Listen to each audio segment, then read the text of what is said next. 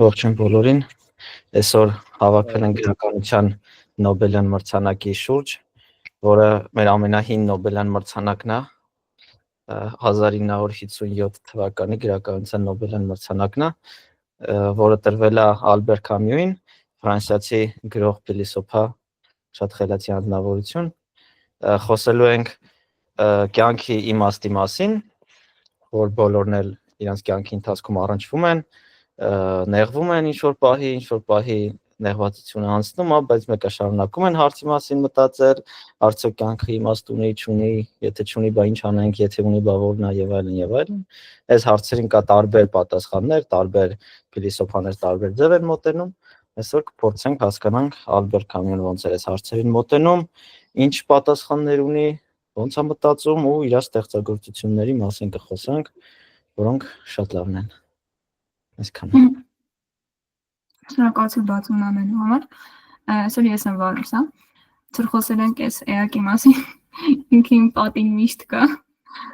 Ես իրան բացահայտել եմ մոտ 15 տարեկան հասակում, տենց շատ շուտ անցա սկսի մոտ existential crisis-ները, բայց ոչինչ։ Հիմա այսօր խոսել ենք մի փոքր բարդ թեմաներից, որոնք շատ մարդկանց կամ նեղված իրավիճակների մեջ են դնում, կամ մտածմունքների, որոնք չեն կարողանում քննարկել այլ մարդկանց հետ։ Դրանցից են օրինակ կյանքի անիմաստությունը, կրոնը եւ այլն, հա, այս մարդու պատկերացումները այս ամենի մասին։ Okay, սկսում ենք առաջին բանից, իր կյանքը, իր ծննդավայրը, մանկությունը, կրթությունը, ընդհանուր մի փոքր պատմենք, հետո ավելի շատ իր գաղափարներին կծանոթանանք։ Ուրեմն ինքը ծնվել է 1913 թվականի նոյեմբերի 7-ին Մոնդովիում, Ալժիրում։ Այդ ասում է, որ ինքը ծնվել է ֆրանսիական Ալժիրում, ինչու ֆրանսիական, որովհետև այդ ժամանակ, երբ որ ինքը ծնվել է, Ալժիրը եղել է Ֆրանսիայի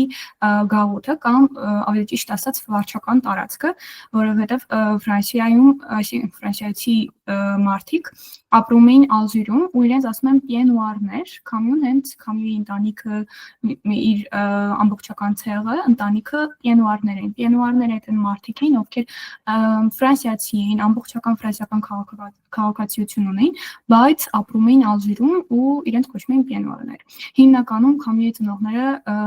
մեկը հայրը Լյուսիենը ֆրանսիացի էր, բայց մայրը քարուղի ինչ-որ տարբեր արմատներ ուներ, բավականին ցենց խառը։ Ինքը իսպանացի, հունացի, ինչ-որ sense արմատներ ուներ, բայց Կամյուն ծնվել էր Աֆրիկայում, Ալժիրում, լինելով ֆրանսիացի։ Ինքը մի փոքր sense խառը պատմություն ա ունեցել, բայց հայրը առաջին համաշխարհային պատերազմի ժամանակ զոհվում է, մայրն էլ կիսագրագետ,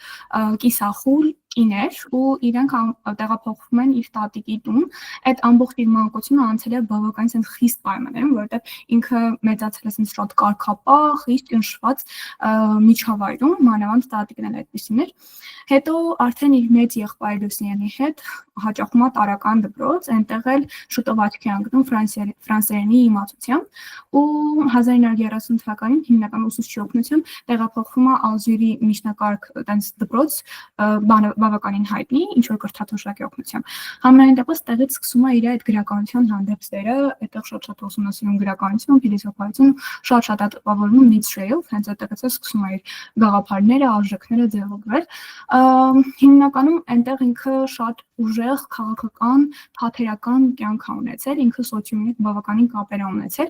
ու թատերախումբ է ստեղծել, թատրոնով է շատ զբաղվել, պիեսներ է բեմադրել, քաղաքական հայացքներն էլ sense մեկից մեկ տարբեր ու լիքը, ինքը շատ բուրըն կյանք է ունեցել այդ պահով։ Հենց այս տարիներն է իր 17-18 տարեկան տարիներն է, երբ որ իր մոտ արտորոշում է թոքախտ, տուբերկուլոզ կարծեմ, ու դեռ պատանի է, որ ունենում է թոքախտ, քրոնիկ հիվանդություն է, որը ստիպում է ինչ-որ զգուշանալ, որ չէր կարող ազատ շնչել, աշխատել կամ շատ շարժվել, ինչպես մյուսները։ Հիվանդությունը իր վրա մեծ ազդեցություն ունենում նրանով, որ ինքը արդեն այդ փոքր ժամանակվանից երիտասարդ տարիքում սկսում է մտածել կյանքի մահվան մասին, այսինքն մտածում է, որ մահը արդեն իր մոտ է, շատ մոտիկ է, ու ինքը քիչ ժամանակ ունի ապրելու։ Այս փոքր ժամանակվանից հենց այս հիվանդությունը տենց սկիզբ է դնում այդ մտքերին ու որ ասում ունեցել է բուրըն քաղաքական կյանքը, դրանցից ամեն մեկը չեմ կարող ներկայացնել, բայց փորձեմ գոնե մեկը, ասես ամենաբուրընը, որ իր կյանքի վրա թեկուզ ազդեցություն է ունեցել հետագայում մեր այդ մասին գործեր են գրվել, Ալժիրի պատմությունը ու Քամյուի կապը, որովհետև երբ որ Ալժիրը 1900 չեմ հիշում որ թվականին այդ ժամանակներում ապստամբություն է անում ալժիրցիները ու ուզում են իրենք անկախություն, այսինքն ուզում են դառնալ անկախ պետություն, Քամյուն իրականում ոչ թե դեմ է լինում, այլ փորձում է ինչ-որ երրորդ կողմ, որ երրորդ կետ լուծել, այսինքն ֆրանսիացիները միևնույնն է ուզում են, որ դա դառնա իրենց գաղութը վարչական տարածքում գտնի Ֆրանսիայի Հանրապետության կազմեր, բայց ալժիրցիներն էլ անկախություն են ուզում, դա ամեն մեկն էլ ինչ-որ կողմը պահանջում է, Քամյուն ինչ-որ բարդ դիրք է իրամ, չէր հասկանում ում կողմ ընտրել, բարոյապես ինքը գիտեր, որ ալժիրցիներն իրավունք ունեն պետականություն ունենալու իրենց հողի վրա, պահանջելու իրենց հողի վրա լինելու,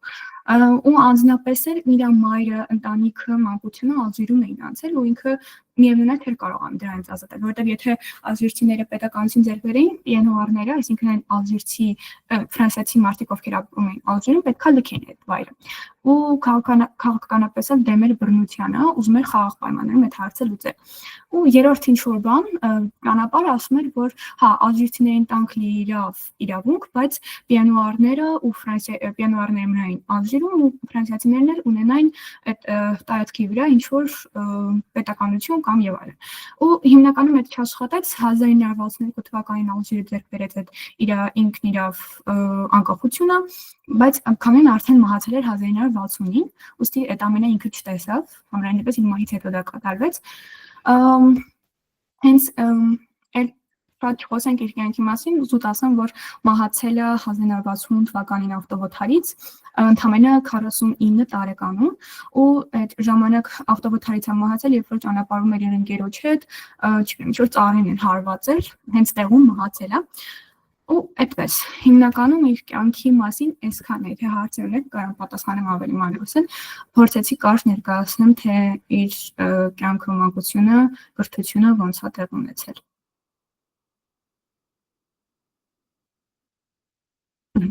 Երևի հարցեր եթե չկան, անցնենք թեքեմ։ Հենց սկսում ենք այս արտահայտած գաղափարները, որ մի փոքր դժվար է խոսել սրա մասին, որովհետև ինքը բավականին բարդ տերմինավորություն է, բարդ է հասկանալը հենց թեկուզ երիտասարդների համար, Արթուր, ասա, ինչ հարցում ես։ Ես ուզում եի նախորդ զգուշացնեմ, որ իմաստը ինչ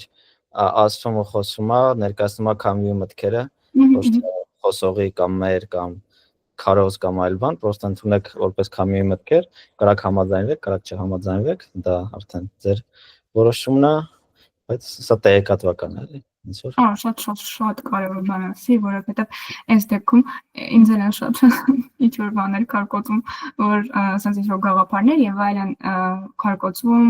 բայց չէ, նայեք, սա իրականում հենց ասում եմ Քամյուի մտքերն են կամ Քամյուի արտահայտած գաղափարներն են, սա ճանաչողական հանդիպում է այս մարդու մասին։ Սկսենք հենց աբսուրդիզմ տերմինից, որը հենց ինքն է առաջ բերել, ասում է ինչու աբսուրդիզմը, մի հատ ներկայացնենք, խոսենք սրա մասին, ասում է պատկերացրեք, որ դուք կյանքում փնտրում եք մի հատ մեծ պատասխան, լավ, ինչի ծնվեցի, ինչ իմաստ ունի հենց իմ կյանքը կամ ընդհանուր ամբողջ կյանքը,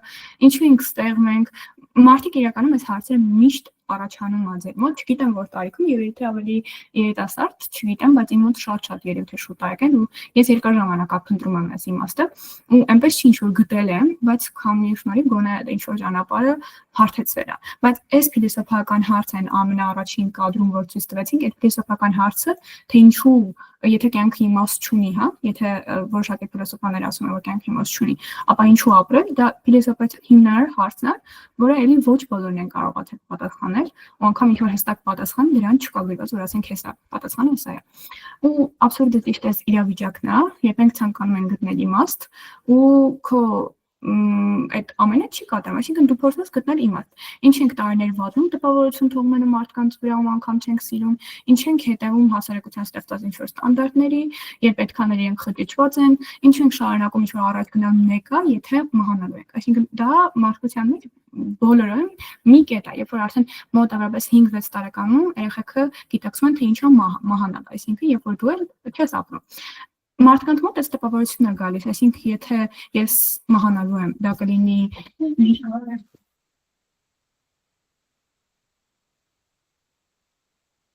Կներեք,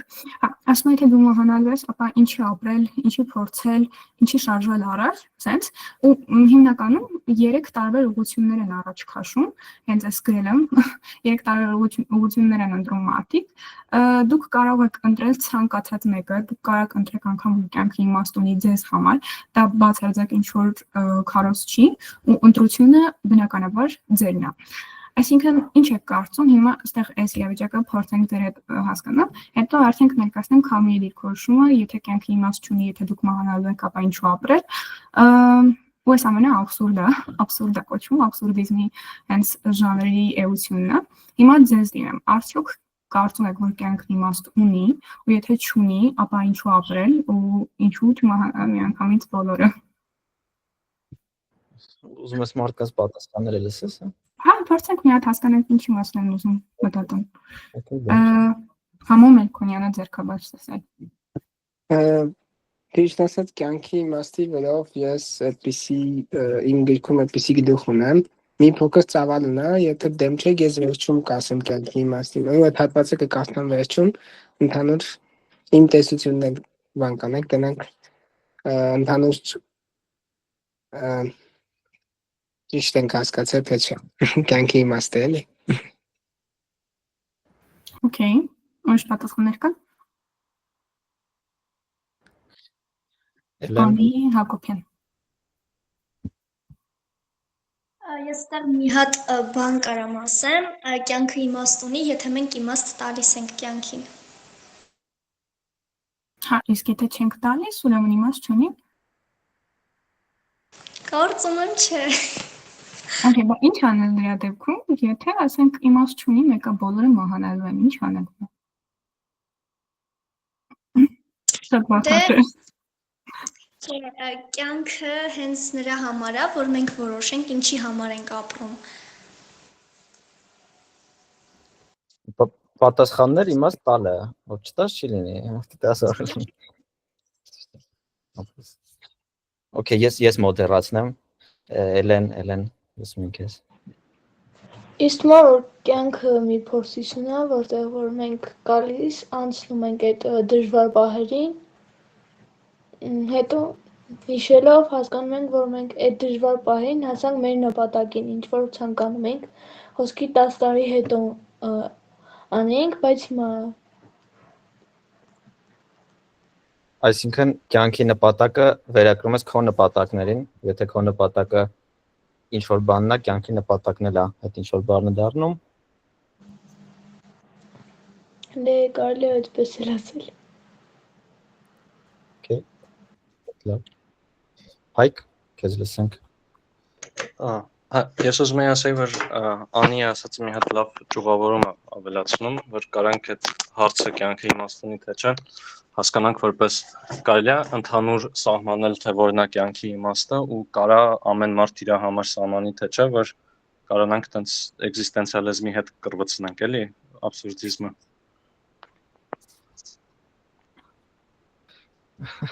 Լավ, հավեսա կռվցնել իրար հետ, կփորձենք։ Բայց հələ պետք է ներկայացնել էլի այդ ամեն ինչը, որտեղ ինձ չի թվում բոլորը ծանոթ են էգզիստենցիալիզմ, абսուրդիզմ։ Բայց ես մի հատ հարց ունեի, կամիոն էս կյանքի ինչ անելու կապված 3 մոտեցում էր ասում։ Էս 3 հատ գրածն է, հա։ Չէ, այստեղ գաղափարներն են, որ պետք է ասենք 3 հատը, կասեմ, հեսա արդեն ներկայացնենք։ Okay. Լենա։ Ես այդ կյանքի իմաստի առումով սենց մի հատ բան ունեի ուզում ասեի, իմ կարծիքով, եթե սենց մտածեն կյանքի իմաստը որն է, մենակ մի բանը կարա լինի հենց իրական պատճառը, որն է իմաստը, այն, որ մեր փոխարեն կարային ծնվեն միլիոնավոր այն մարդիկ, ովքեր որ չեն ծնվել, եթե Աստված օրինակ ընտրել է, որ հենց մենք պետքա ծնվենք, ուրեմն արդեն իսկ կյանքը իմաստ ունի ու ինչ որ բանի համար ենք մենք ծնվել, ապրում ենք ինչ որ մի հատ բանի հասնելու համար, բայց այդ չի նշանակում, որ օրինակ եթե Աստված մեզ ստեղծել է այսինչ բանի համար, բայց մենք դրան չենք հասնում, ինչի արդյունքն է, որտեղ Աստված մեզ տվել է ընտրելու հնարավորություն ու մենք ենք ընտրում, մենք գնում ենք այս ճանապարհով, մենք ուզում ենք գնանք, թե չէ։ ու հենց այդ է կյանքի իմաստը, այսինքն օրինակ շատ հարցեր կան, որ չունեն իրենց հստակ պատասխանները, չունեն իրենց այն լիովին պատասխանը, որ օրինակ 10 ու բոլորը կհամաձայնեն, բայց իմ կարծիքով հենց այդ կյանքի իմաստի հարցը այն առաջին պատճառներից մեկը հենց այդ է, որ Աստված մեզ ստեղծել է ինչ որ մի հատ բանի համար ու այդ արդեն կյանքի մի հատ մեծ իմաստ է։ Ու եթե կլինեն մարդիկ, որ կասեն, որ օրինակ կյանքը իմաստ չունի կամ ոնց որ Մերին ասաց, որ եթե իմաստ չունի, ինչ կարանք անենք, դե ապրում ենք եւ այլն, ուղղակի պետքա վայելել կյանքը ու իրա թե լավ, թե իրա վատ կողմերով, իրա ամեն ինչով ու մի հատ բան իմանալ, որ ոչ մի բան հեշտ չի լինելու։ Ու զուտ վայելել։ Հետարքիր պատասխաներ ինչ է ուզում ասեմ։ Հա, ոնց հասկացա ասացի իմաստներից մեկն էր, որ եթե եկել ես աշխարհ, ծր տեր կանգնի կյանքիդ, դու ես քո կյանքի տերը ու տենց չես կարա դու ոնց որ դու պետքա որոշումները կայացնես, էլի։ Ոնց հասկացա ասացի հիմնական իմաստը դա էր։ Կարելի է եւ տենց էլ ասել։ Okay. Okay, միևնույն շարունակենք։ Հա, այն էքզիստենցիալիզմի, աբսոլյուտիզմի, նիհիլիզմի մասով վերջում խոսենք, թե դրանց մեջ ինչ տարբերություններ կան ու ամեն մեկը ինչ գաղափարներն առաջ քաշում։ Դա մենք հասկանանք լավ կամեն ոնց է եկել այս մտքին, ուղղակի հետ նայելով եւ կարելի ասել, որ մարդիկ մի առումով էին հեշտ ապրում, ըստ քամի եմ ասում, իմ կարծիքները եմ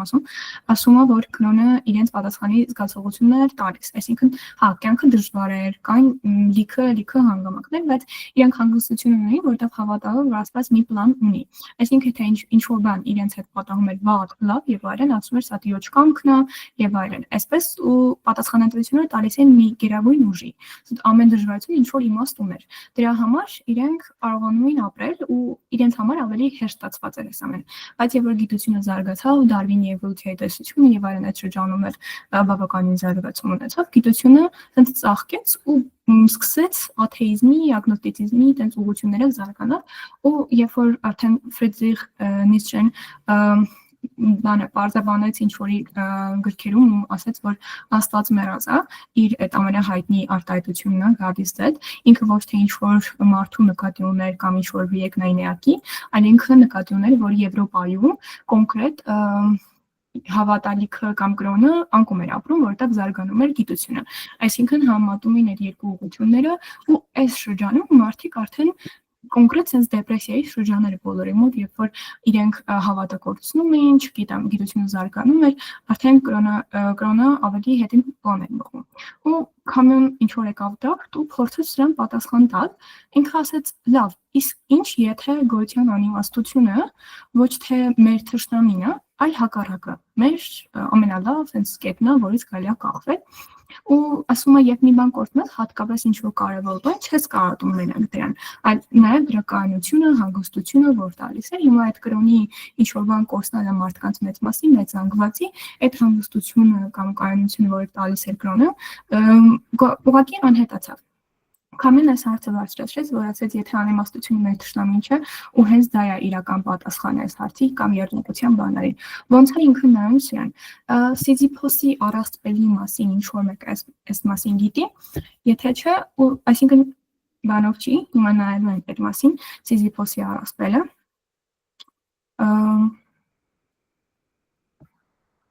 Սպասեք։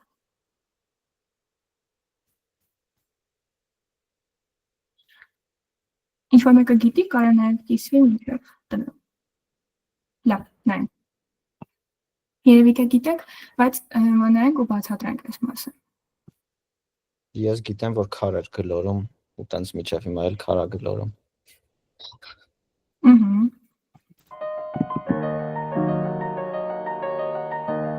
We are Sisyphus, struggling to push a giant boulder over a mountain. We fight against a parasite. We cannot rest, not even for a moment. While progress has been made and lives have been saved, we are far from the ultimate goal. Ending malaria is impossible, or so we once may have thought.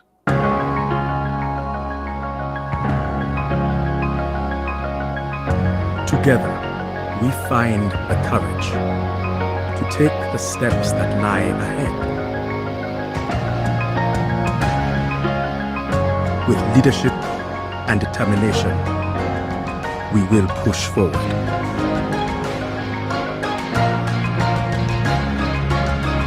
We will change the future.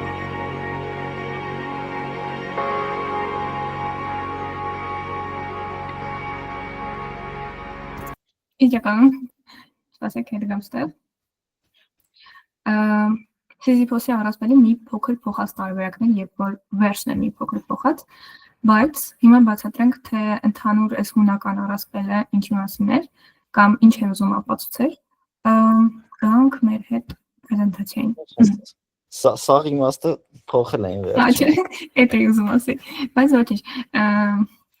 խոսենք սրա մասին, ուրեմն շատերը Սիզիփոսի խղճում են, ինչու, որովհետև ինքը ըստ հունական առասպելի քարը բարձրացնում է վերև, ու ինքը մենակ է դեպս շատ մարդիկ են ցույց տալիս,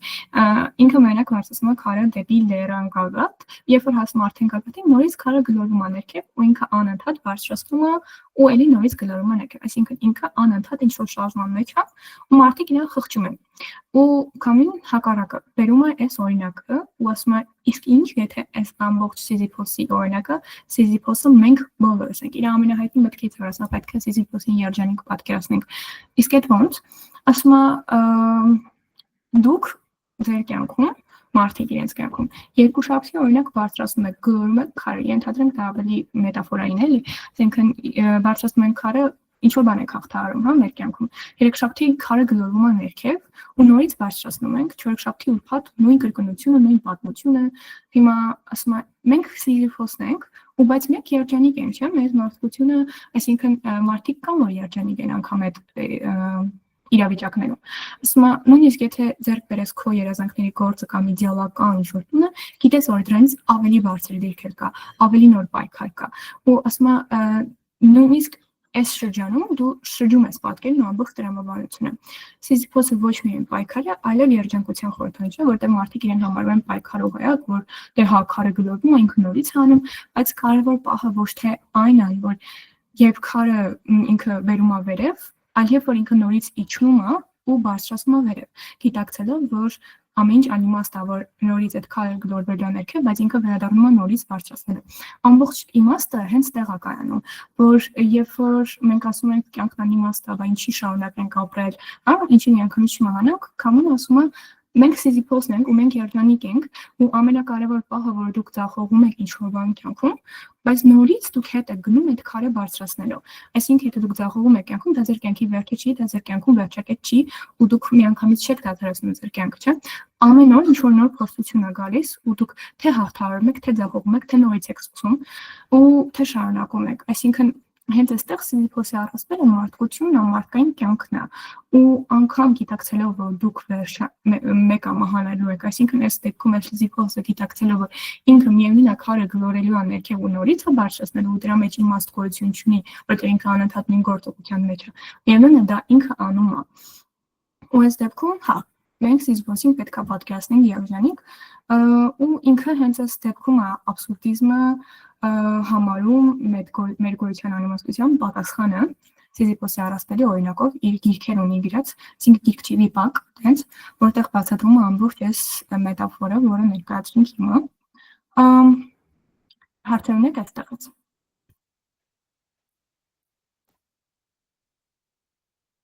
Էլեն Հաղվերդյան։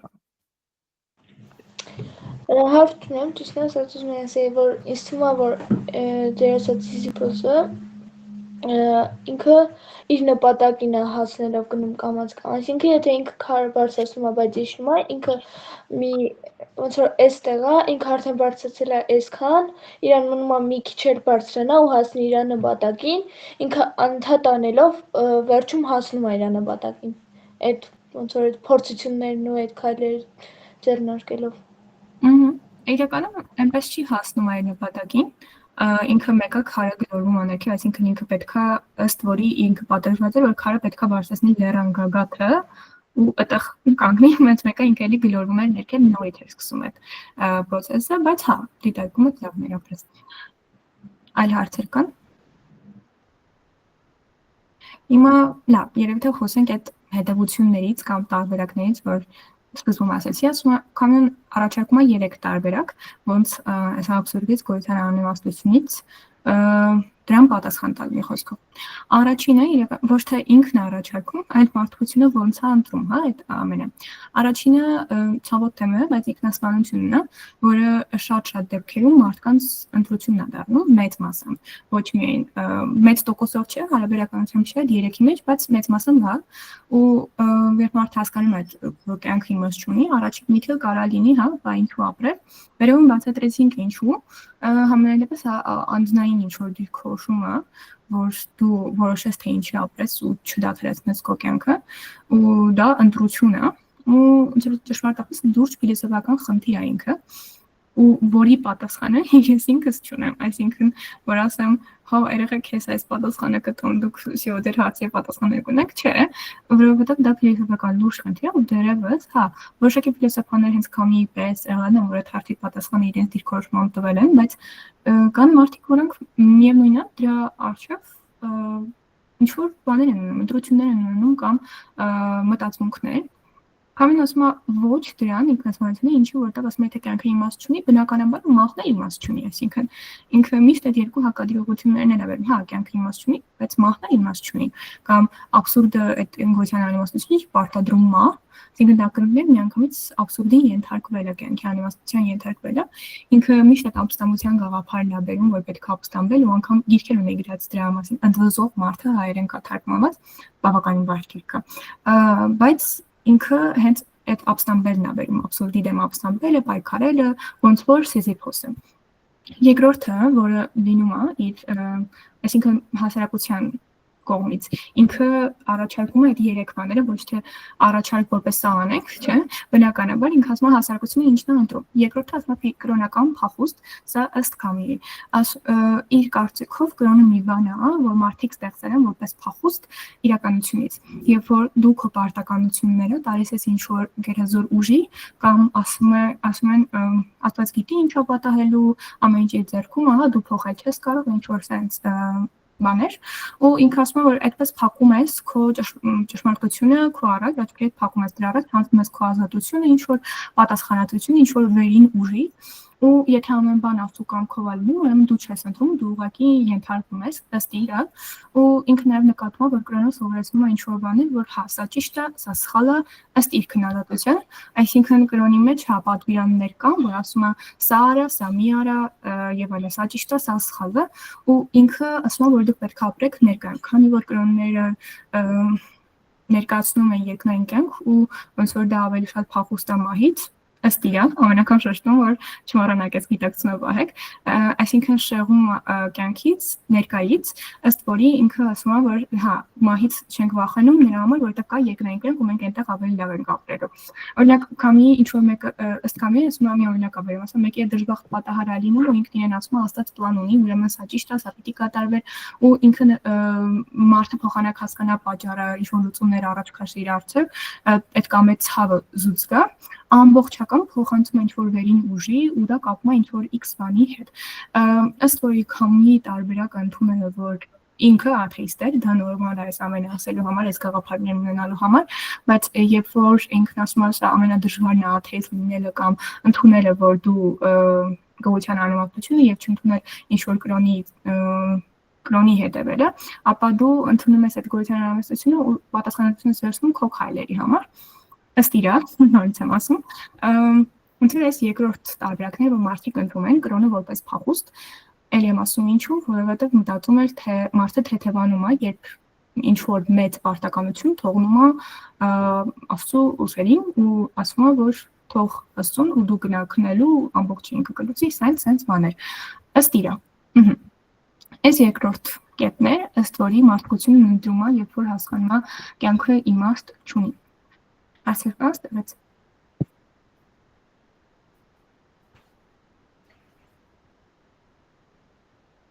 Երրորդ կետը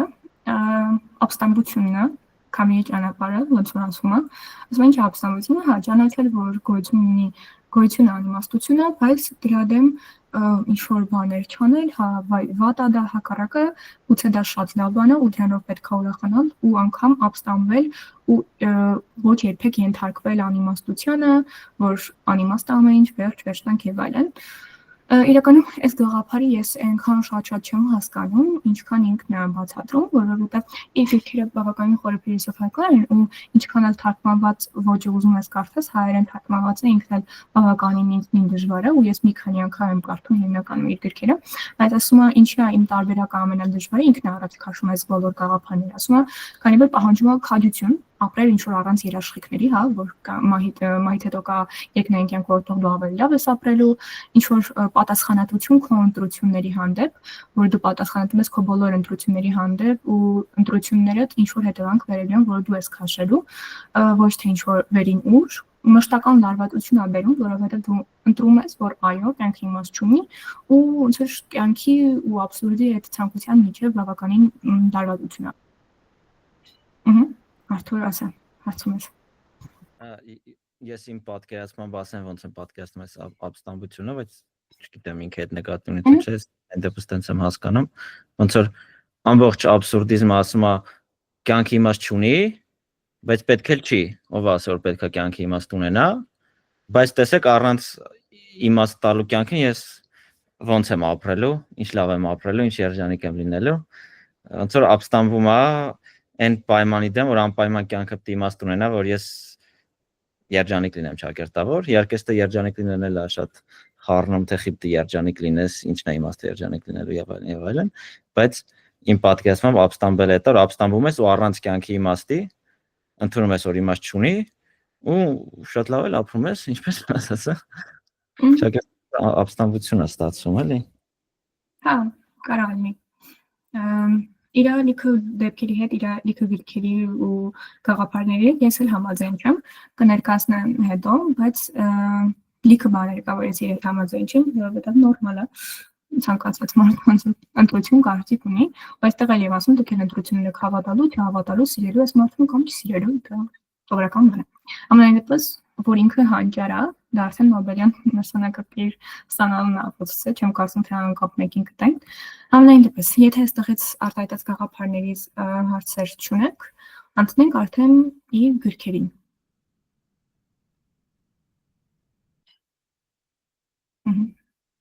Պարուշ Կասպարյան։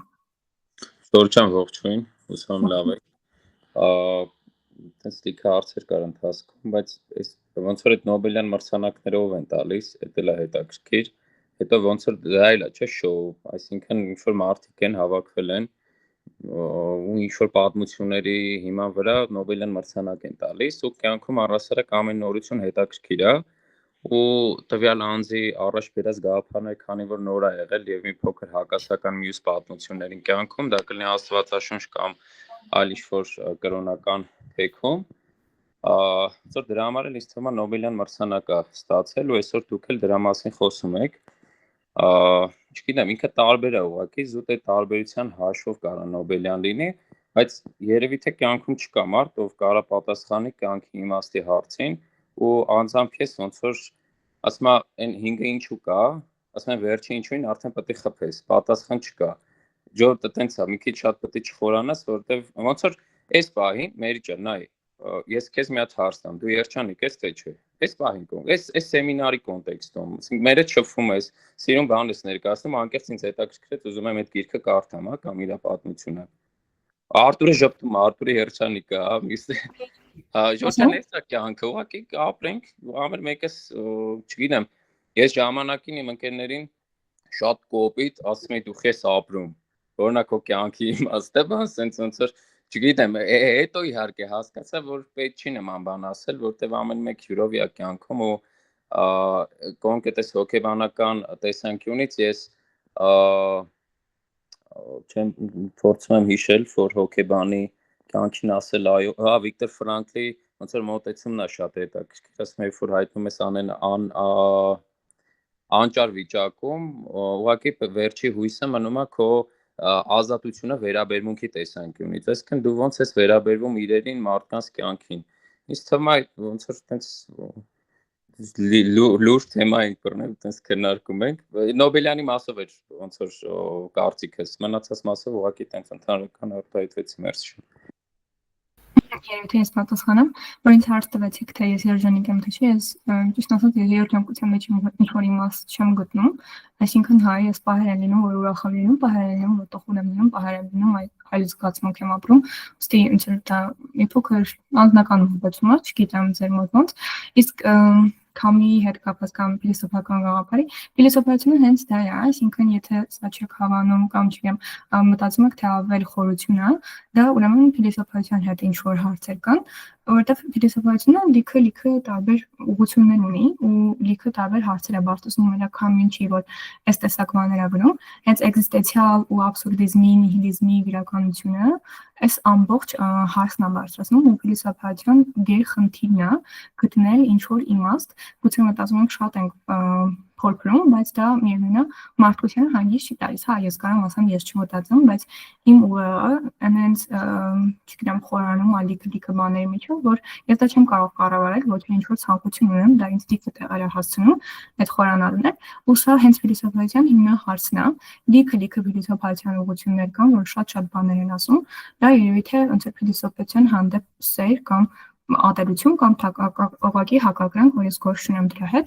ինձ դուր է գալիս դա ու ես շատ շարունակել եմ ուսումնասիրել ու դա իմ միտքը բավականին բացում է, հիմա որ մտածում ենք լուրջ հարց ենք քննարկում թե չէ, դա արդեն փիլիսոփաներն ու դարի մարդիկ են որոշել դա լուրջ հարց է թե ոչ քննարկել թե ոչ ու դրա մասին բազմաթիվ 100 հազարավոր գրքեր են գրվել ու մենակ այս գրողը չի, որ կամ այս փիլիսոփան չի, որ այս ամեն արտահայտել է շատ մինչև անգամ վաղ դարերից էլ այդ հարցը եկել է ու մինչև հիմա քննարկվում արծարծում է ու էգզիստենցիալիզմի ուղղությունը մնում է ու շարունակվում է մնալ դարի լավագույն ժանրերից մեկը ու դա ապացուցում է հենց թվերը, որը մարդիկ կարդում են։ Համենայն դեպս իմ պատասխանը սա էր, շնորհակալություն հարցի համար, արդյոք ստացա։ Ես մեծ միտք ունեմ, մի հատ հարցը տամ հետո միտքը։ Այս գրած չէր ինչի համար է կոնկրետ տրվել իրան Նոբելյան մրցանակը։ Գրված Եվ ինչի համար է տրվել։ Երկար հենց տեքստ էր, ընդհանրապես իր գործունեության համար, բայց հիմա ավելի հենց անգլերենը թարգմանեմ ասեմ։ Փիլիսոփայական աշխատանքի համար է, թե գեղարվեստական է, ոնց է։ Չէ, գեղարվեստական, ինքը հիմա կասեմ, համ մարդկային գործի, որովհետև ասեցի, որ ինքը բավականին քաղաքական հայացքներ ուներ ու շատ սոցիումի մեջ էր։ Հիմա ասեմ, ունեմ թարգմանած դա, ուղղակի բավականին հենց Սպասեք։ Որտեվ ես կարծում եմ, մեզ չի մենակ շատ սիրուն է աբսուրդիզմ գաղափարը, այլ նաև իր գրքերը, որ կարդում ես, զգում ես էլի, որ նույնիսկ գրականության տեսանկյունից, գեղարվեստական տեսանկյունից, նույնիսկ եթե բարդ է, նույնիսկ եթե փիլիսոփայական է, շատ սիրուն է ամեն ինչ, ու գրականության գործ է իրականում, էլի ոչ թե զուտ փիլիսոփայական է, դրա համար կարծում եմ հաստատ Ձևակերպումը անգլերեն այսպես է, for his important literary production with clear sight earnestness eliminates the problems of the human consequences in our time, թարգմանությունը այսպես է գրականության մեջ ներդրված նրա կարևոր ներդրման համար, որը լուսավորում է մարդկային խիղճը մեր ժամանակներում։ Այսինքն հիմնականում գործերի համար է դրվել իր 4 կարծեմ օտարը, ժանտախտը, անկումը ու Սիզիփոսի առասպելը, այս 4 գործերի համար ու որ ասենք տարբերվող ա եղել չէ, դարի ժամանակակից այդ տեսակ մեծ մարդիկ, որոնցից են օրինակ Ժան-Պոլ Սարտրին, համար բավականին մեծ մարդ, թեկուզ Նոբելյան մրցանակակիրները անիմաստ մարդկանց չեն տրվում, ինչքան էլ որ դա թվա, Համենայն դեպս ոչ միայն տարբերվելու համար, ես էլ կարող եմ տարբեր լինեմ հասարակությունից կամ տարբեր մտքեր արտահայտում, բայց ամեն մեկը ինձ չի կարող Նոբելյան մրցանակ տա։ Համենայն դեպս իր գեղարվեստական գրականության մեջ այդ հաստափոր գրքերը, որ գրվել է ու ոչ բոլորն են կարողացել հասկանալ, այսինքն թեպուզ ես որ երկար տարիներ ուսումնասիրել եմ, ես գրքեր կա անկումը կամ ժանտախտը 2 անգամ եմ կարդացել ու անկեղծ այնպես չի ինչ որ ձևով մեծ խորապես հասկացել եմ ցանկացած մի։ Ամենայն դեպս 2 անգամ փորձել եմ կարդալ, բայց շատ դժվար գործեր են։ Այդպես։ Եթե առաջ հաշվենք, եթե հարց չկա։ Ես միտքս ուզում եի բան ասեմ, բայց մոռացա։ Հայկին լսենք հետո, որ հիշեմ կասեմ։ Ես ոչ թե հարց եմ ուզում տալ, այդ ընդհանուր Նոբելյանի հետ կապված կամ հենց Կամյուի գործի հետ կապված, ոնց որ պարտադիր չի։ Նոբելյանների տենդենսը ինչքան հասկանում եմ, ոչ թե տալիս են այս գործի համար, այն գործի համար, այլ ուղղակի հենց մարդու ֆանտաստիկության համար, էլի, օրինակ անցած տարի մի հատ լրիվ մաքուր արհեստական բանականության մասնագետի տվեցին ֆիզիկայի Նոբելյան, որովհետև դե ինչ որ մի բանի արժանի էր, տենց ֆիզիկան սղացրեցին, որ տան հիմա որ ասես ինքը ֆիզիկոս չի ընդհանրապես էլի հիմա կամյոն էլ չես բռնի առանձնացնես ասես այ абսուրդիզմի համար է տրված, բանի համար է տրված, ընդհանուր մարդկությանը տված օգուտի էլի իսկ այն պահով որ все-таки սա տենց փիլիսոփայություն է բանման ու տենց մի հատ կատակ է կա որ բան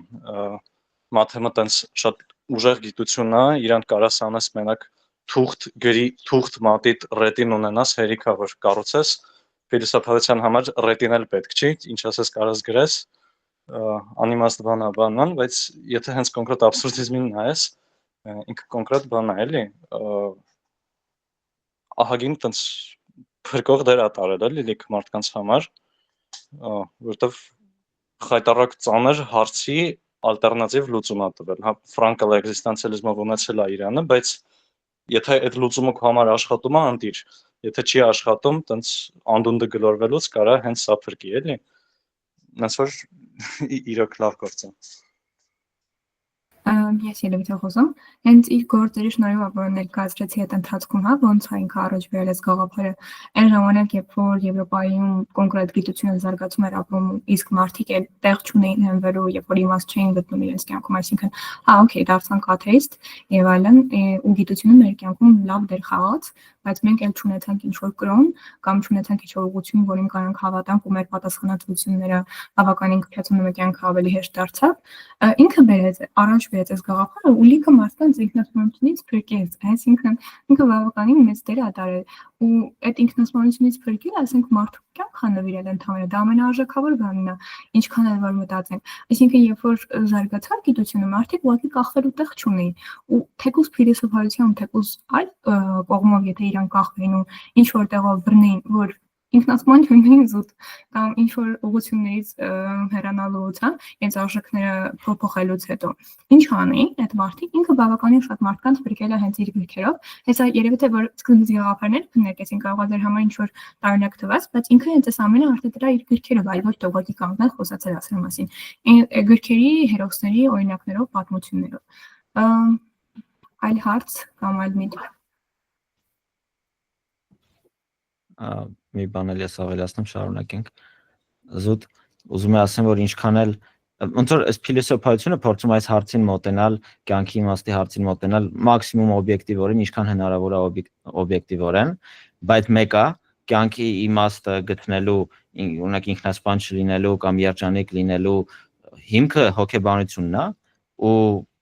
հոգեբանությունից է կախված այդ ամեն ինչը, որովհետև կարաս նույն պատասխանը երկու տարբեր մարդու տաս, մեկը ասի, հա, դες բավարար է, ես կարամ էլ չեմ փնտրում կյանքի իմաստը, ես գտա, մյուսը կասի, չէ, ես չգտա, ես ինչ էի անի, ու դրա համար կա տարբեր պատասխաններ սրա համար, որոշները մեկն են ընտրում, որոշները երկուսը, որոշները երեքը, որոշները այլ պատասխան են փնտրում, դրա համար կա տարբերություններ էգզիստենցիալիզմի, հենց կա էգզիստենցիալիզմը, կա абսուրդիզմը, կա նիհիլիզմը, որտեղ ինչքան էլ փիլիսոփայականը, ինչքան էլ օբյեկտիվացնում են այս ամենը, վերջում մնում է հոգեբանությունը սուբյեկտիվ ու կարա ամենաօբյեկտիվ փիլիսոփայությունը քեզ չբավարարի,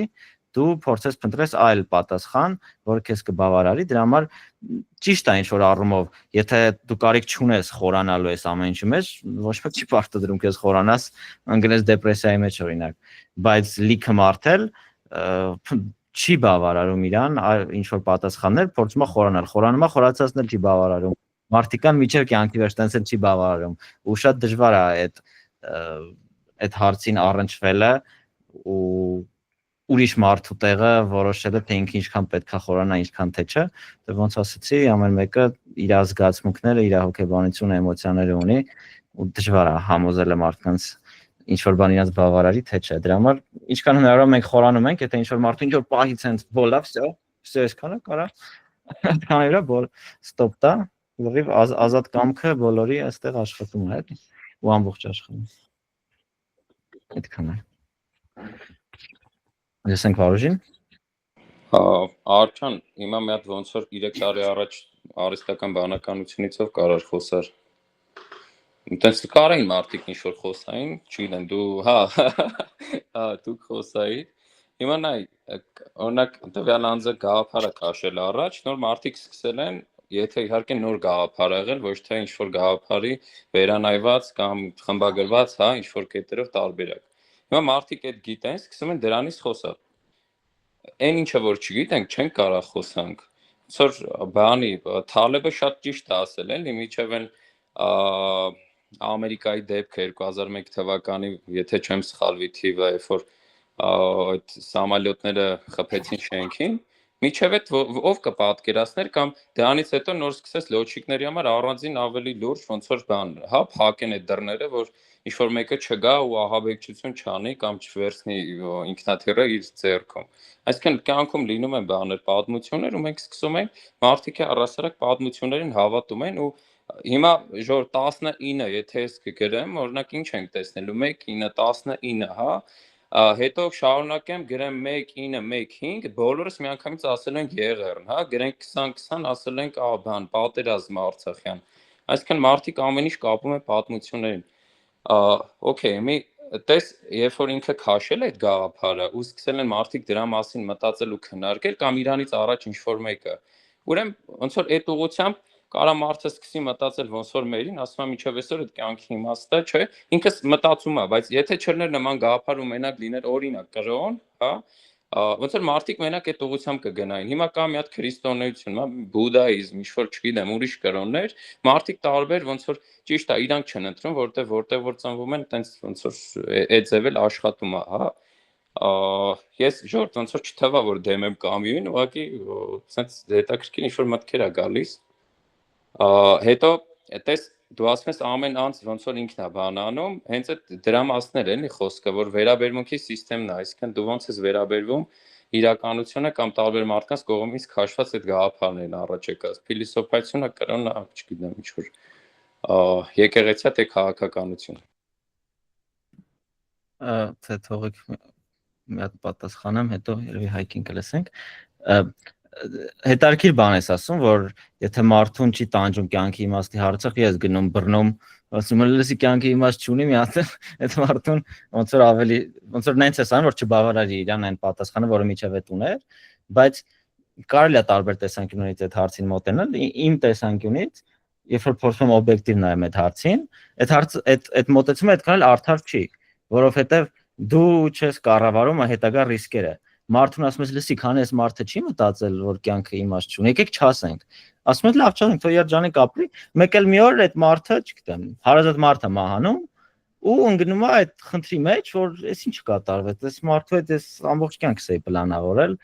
ու փաստացի միջև այդ ինքը պատրաստ չէր դրան, միջև այդ չէր մտածել այդ հարցի մասին ու շատ ավելի վատ է լինում այդ պահին, երբ որ միջև այդ իրան չէին ասում մի հատ այս հարցի մասին մտածի նախորոք, հետո կարող է պետք գա էլի ու վերջում է խնդիր դառնում։ Ու հենց ոնց դու շատ լավ օրինակ բերեցիր, ինքնաթիռի օրինակը, պատկերացնում ես ինչքան հիասքանչ կլներ, որ միջև այդ շենքերը տրակ հասնելը մեկը անցկացրած լիներ մտքով ժողովուրդ, կարող եք մտածենք այս կաբինաները անվտանգ սարքելու համար, որ հանկարծ այս բան չլինի։ Քո միտքերն դե ոչ մեկ դրա մասին չէր մտածում, բայց վատ է, ոչ մեկ չէր մտածում, որ մտածեին, այս բան չէր լինի։ Հիմա նույնը կարելի է սրա մասին ասել, մարդու մտքով անցել է ու շատ լավ է որ անցել է ու նախորոք պատրաստում է։ Համաձայն եմ, որոշ դեպքերում կարա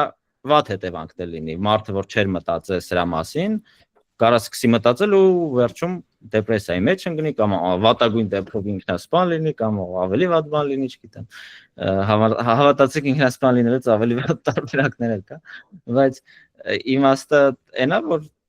հակառակն էլ կարելի ասել, նախորոք խոսալ, մտածել, որ երբ որ կարիքը լինի, արդեն մտածած լինես այդ հարցերի շուրջ, ոչ թե քանի չէր լսել, եկեք չասենք, չմտածել այդ հարցի շուրջ։ Իմ մոտեցումը ամենայն դեպս այս հարցի շուրջ կարծում եմ տենց է։ Բայց 3 հոգի ձեռա բարձրացրել, չգիտեմ ում լսենք։ Իմ մոտ դες առաջինը ով, առաջինը Լենան է բարձրացրել։ Ես ինչ որ հարց կամ ինչ որ բան չունեմ ճիշտ ասած ասելու, զուտ ուզում եի շնորհակալություն հայտնել, որովհետև հիմա պետքա դուրս գամ։ Շատ շնորհակալ եմ այս վեբինարի համար, լիքը հարցերով արդեն սրանից հետո ավելի շատ կմտածեմ, ձեր ժամանակը չտանեմ, տեսություն։ Շնորհակալ։ Մերսի քեզ էլ որ եկար։ Երկրորդը Հայկն է բարձրացրել։ Հա, ես բան էլի մի քիչ կրիտիկայով փորձամ համ Վարոժի համ Արտուրի ասածներին անդրադառնալ։ Առաջի կետի հետ կապված, որ բան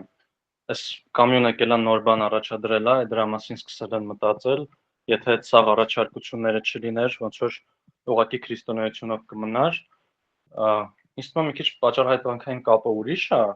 ոչ թե սա առաջացել է, սա սկսել է օգտագործվել, այլ սրա կարիք եղել է, դրա համար է դա առաջացել։ Օրինակ Ֆրանկլին, որ օրինակ վերեցիր, Ֆրանկլը, որ տենց կոնցլագերում եղել է իր համար տանջվելով բանով,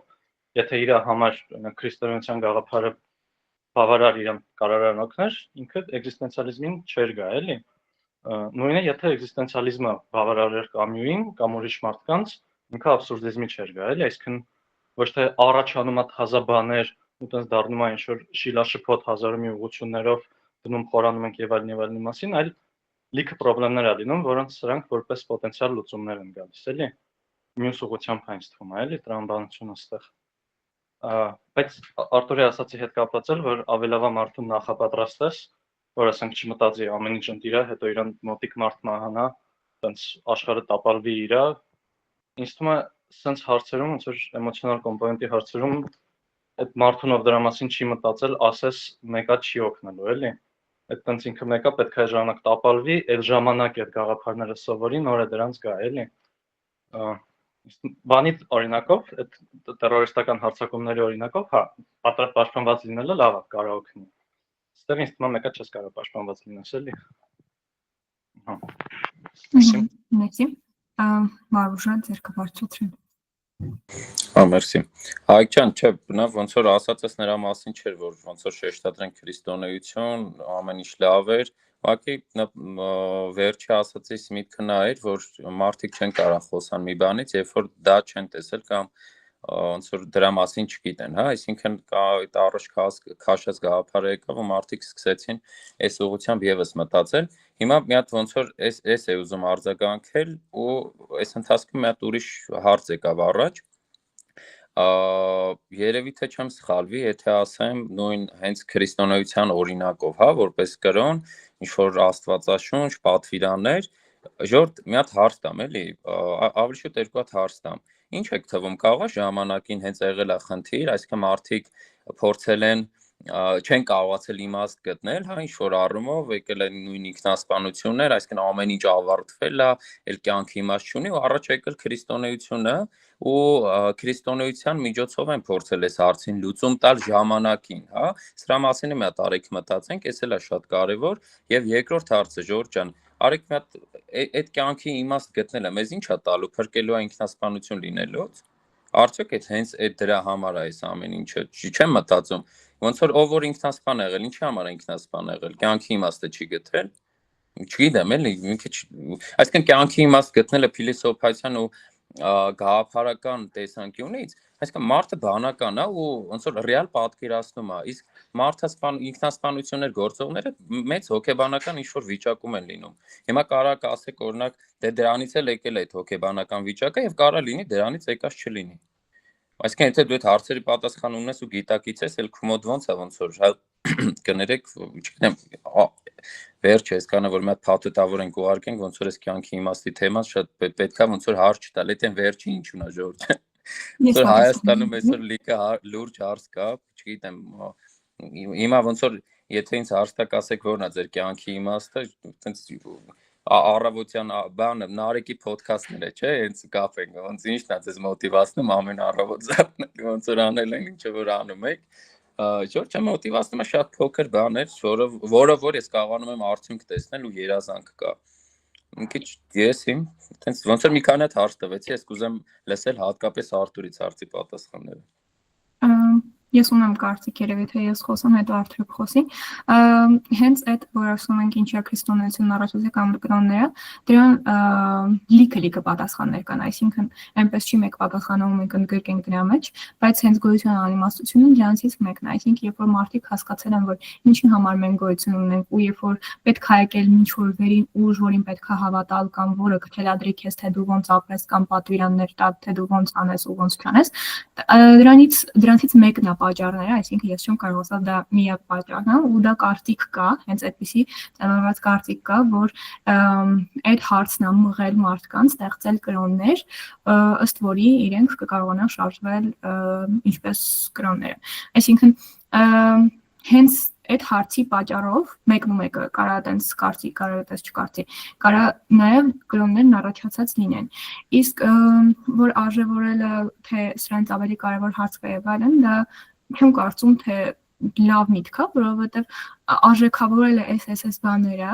մի քիչ շատ անձնական բան է, այսինքն հա, եթե ինձ համար կարևոր է այս հարցի պատասխանը գտնելը, ու թե ինձ ինչ կտա, դա եմ ասում շատ անձնական մակարդակով, այսինքն մենք մի նախադասությամբ չենք կարա բոլորի ինչ որ հարցի պատասխանը տալ, ու եթե մարդ ուզում է գտնել այդ հարցի պատասխանը, եթե ուզում է, թող գտնի, եթե չի ուզում, թող հեռու մնա այս հարցից կամ ընդհանրապես չմտածի, եթե կարողանում է կառավարել այդ։ Ես ինքս չեմ կարողանում կառավարել այդ մտքերը, ու եթե չեմ էլ ուզում, այսինքն եթե փորձեմ, չեմ կարողանա հաստատ, բայց ոչ մեկ ինչի ստիպում մտածել այս հարցի մասին ու արժեքավորել, թե սա ավելի կարևոր է, թե ավելի քիչ կարևոր, դա արդեն մարդու անձնական ընտրությունն է, որը ինքը պետք է ընտրի։ Այսինքն հա, եթե մենք չենք ուզում խորանանք սրա մեջ, օքեյ, չենք խորանում, ոչ մեկ ինչի պարտադրում։ Այսպես սեփական ուղղությունները ինչ որ մարդուն չեն գալիս մտցնող, ասում մտածի ու ճիշտ պատասխանը գտի, իրականում սրանց ճիշտ պատասխաններ չկան, դուք եք որոշում։ Ըստ որի կարաք որոշեք ինչ ուղղություն ընտրեք, կարաք որոշեք չընտրեք, կարաք որոշեք լրիվ zoom out վիճակ անեք, որովհետև հենց այս անիմաստությունն ինքը լրիվ zoom out վիճակ ան, որովհետև տեսեք այն վիդեոները, որ օրինակ ինչ որ խնդիր է իր օրվանից վերում մեկ փոքր ու ներկայացնում է աշխարհը zoom out արած, գնում է մոլորակ ինչ որ դիեզերք, ասում է does it matter, այսինքն դա իրոք կապ ուներ կամ կարիքը կար դրա մասին մտածելու, մի քիչ շատ zoom out վիճակ անում կամ այդ why not ասվածը, հա, գոյության անիմաստության մասն եմ խոսում, ասում է դու չես ուզում փորձես այդ նոր աշխատանքը կամ ուզում ես փորձես, ուզում ես գնաս այս տեղը անես, ինչի՞ չէ, why not, այդ կարծիքն է շատ կա։ Ուստի ես կարծում եմ ինքը բավականին ընտրության հարց է ու ոչ մեկին ոչինչ չի ստիպում, այսինքն եթե ձեր համար ավելի արժեքավոր հարցեր կան, ապա ընտրեք ավելի արժեքավոր ուղղություններով մտածելու, աշխատելու, մյուս մարդկանց իրենց ընտրությունները լրիվ ուրիշ է ու արդարացի չի լինի բաժանել արժեքավոր կամ չարժեքավոր եւ այդպես։ Իմն հերթը, հա։ Okay։ Չեմ ուզի շատ խոսամ այդ կրոնի սկզբի եւ այլնի մասին, որտեվ չգիտեմ նախ համարյա ոչ մի բան, բայց նաեւ այդ պնդումների հետ հավանաբար համաձայն չեմ, որ քրիստոնեությունը եկել է որ կյանքի իմաստը եւ այլն, որտեվ տենց ենթադրում ենք, որ քրիստոնեությունը առաջին կրոնն է եղել, բայց քրիստոնեությունը առաջին կրոնը չի եղել, միջև այդ հազարդ կրոնն է եղել։ Հետեւաբար նես չէր, որ միջև այդ չէին գտնում իմաստ, քրիստոնեությունը եկավ որ գտնի։ Նաեւ եթե հետարքիր է կարելի է մի անգամ խորանալ էվոլյուցիոն տեսանկյունից, որ մարդու հոգեբանությունը հակված է հավատալու ինչ որ նման բաների ու օպտիմիստ լինելու, կյանքի իմաստի պատճառով կյանքը չավարտելու ու հակված է, որովհետև դա ամբողջ էվոլյուցիոնը դրա հիմքում, ովքեր տենց են մտածել, որ իմաստ չկա, գնանք վերանանք, վերացել են, իսկ մենք չվերացածների սերունդն ենք, հետեւաբար մենք հակված ենք հոգեբանորեն չվերանալու, որը շատ լավ է, ուրախ ենք դրա համար, բայց վերջին մտքի մասով, որ ավելի կարևոր հարցեր կա, քան սա, ինձ թվում է սա այնքանով կարևոր հարց է, որ այս հարցից են բխում մնացած արժեքները։ Օրինակ, եթե ինչ-որ մեկի համար արժեք է երկիրը իրա, օրինակ Հայաստանը, հիմա հարց առաջանում խի արժեք Հայաստանը, պետք է այդ հարցին պատասխանի, թե չէ։ Կարելի է ասել այդ հարցն էլ մի տուր քեզ, քո երկիրն է, բա ինչ պիտի անես, բա պիտի քո համար արժեք լինի, կարաս, շատ հանգիստ, բայց լիքը մարդեր կա, որ հարցը չի բավարարում, բայց երբ որ դու ուզում ես ընդունես իրոք գիտակցաբար, որ ինչ որ բան քո համար արժեք, հա, պետք է հիմքից գաս, նախ պետք է ընդունես, որ կյանքն է արժեք, արժի ապրել ընդհանրապես, պետք չի ինքնասպան լինել, կյանքը արժեք, հա, այդ կյանքը արժեքից հետո բխում է բոլոր պատասխանները, որ իմ կյանքն էլ արժեք, մյուս մարդկանց կյանքն էլ արժեք, հետեւաբար իմ մշակույթի լինելն էլ արժեք, իմ պետության լինելն էլ արժեք, ընդհանրապես բարի լինելն արժեք, դա արդեն ճյուղավորվում է տարբեր մարդիկ տարբեր արժեքներ են ունենում, բայց այդ ամեն ինչի հիմքը ընդհանրապես ընդունելն է, որ կյանքը ունի արժեք, եթե կյանքը չունի արժեք, մնացած բոլոր հարցերը անհետանում են, ոչ մի բան էլ կարևոր չի քո համար, ու նաև մեզ թվում է այտենց շատ երևակայական բան եմ ասում, բայց լիքը մարդկանց մոտ տենց կհանդիպեք լիքը մարդկանց, կարող է չեք հանդիպել, կան նման լիքը մարդ, ասում են հա, թխի Հայաստանը լինի, თუ Հայաստանը չլինի, էլի հանգիստ գնանք ապրենք ուրիշ տեղ մեր համար, մարդիկ էլ չզոհվեն։ Այդ հարցին պատասխանելու համար դու պետք է խորանաս այս հարցերի մեջ։ Ես չեմ կարծում, որ տենց մտածող մարդը կարող է այդ հարցին պատասխան գտնի, թե խի է հայրենիքը իր համար կարևոր, առանց խորանալու, թե ընդհանրապես կյանքը կարևոր է, թե կարևոր չի։ Ու նաև կուզեմ նշեմ, որ եմ ես սիրում այս հարցերի մեջ խորանալ ու նաև ուրիշներին հետ կիսվել, որովհետև նկատել եմ, որ բոլորն էլ ինչ որ ուղղություն գտնում են, որը իրանց բավարարում է։ Հիմա մենք մենակ խոսում ենք աբսուրդիզմի ություննա, որը ինքը ընտրել է առանց դա կոչվում է էգզիստենցիալիզմ կամ նույնիսկ եթե գիտի անունը, էգզիստենցիալիզմը շատ բան է ասում, բայց իմ պատկերացմամբ ասում է, լսի, կյանքը իմաստ բան նպատակ չունի, բայց այդ շատ լավ է։ Պատկերացնում ես գա իր աշխարհը ու նպատակ ունենալ աշխարհը առանց քո հետ պայմանավորվելու։ Ընկել ես միտեղ, որ քո համար որոշել են դու ինչ պետք է անես, ու պետք է գնաս, ինչ պետք է անես, դուրդ կգար այդ ամեն ինչը, չէր գա։ Այսինքն դու ունես ազատություն քո իմաստը ու քո նպատակը տալու։ Հիասքանչ է դա, որ կյանքը նպատակ ու իմաստ չունի, դա քեզ ազատություն է տալի ինքդ նպատակ ու իմաստ դնելու կյանքի մեջ։ Ու քո ասած այդ Նարեկի ռեյրենջի վերջում, որ ասում են ինձ մոտիվացնում է ինձ կյանքի իմաստը տալի իմ երեխան, իմ ծնողները, իմ ընտանիքը, իմ հայրենիքը եւ այլն, այդ ամեն ինչը հենց այդ գաղափարից է գալի, որ ես եմ իմաստ տալի ինչի համար ապրեմ, ինչի համար ամեն օր զարթնեմ, ու դա շատ սիրում էգզիստենցիալիզմը, որ փիլիսոփայության ուղղությունն է, որի հետ ինձ թվում է բոլորն էլ համաձայն են ու չեն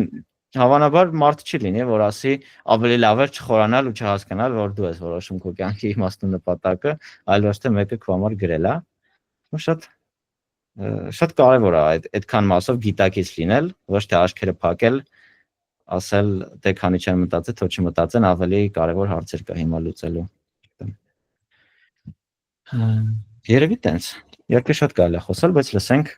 Վարուժին։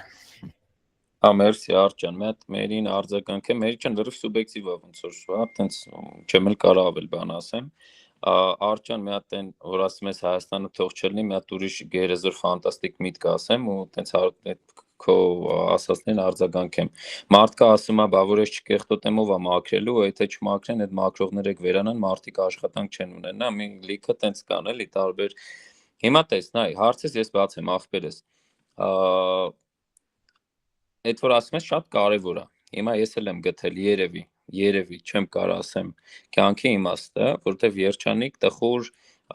ու այլ ինչ որ ապրումներով ամեն օր անցնում է։ Հիմա եղբայր, եթե դու մահանալու ես, ո՞րն է քո կյանքի ապրելու իմաստը։ Հայաստան,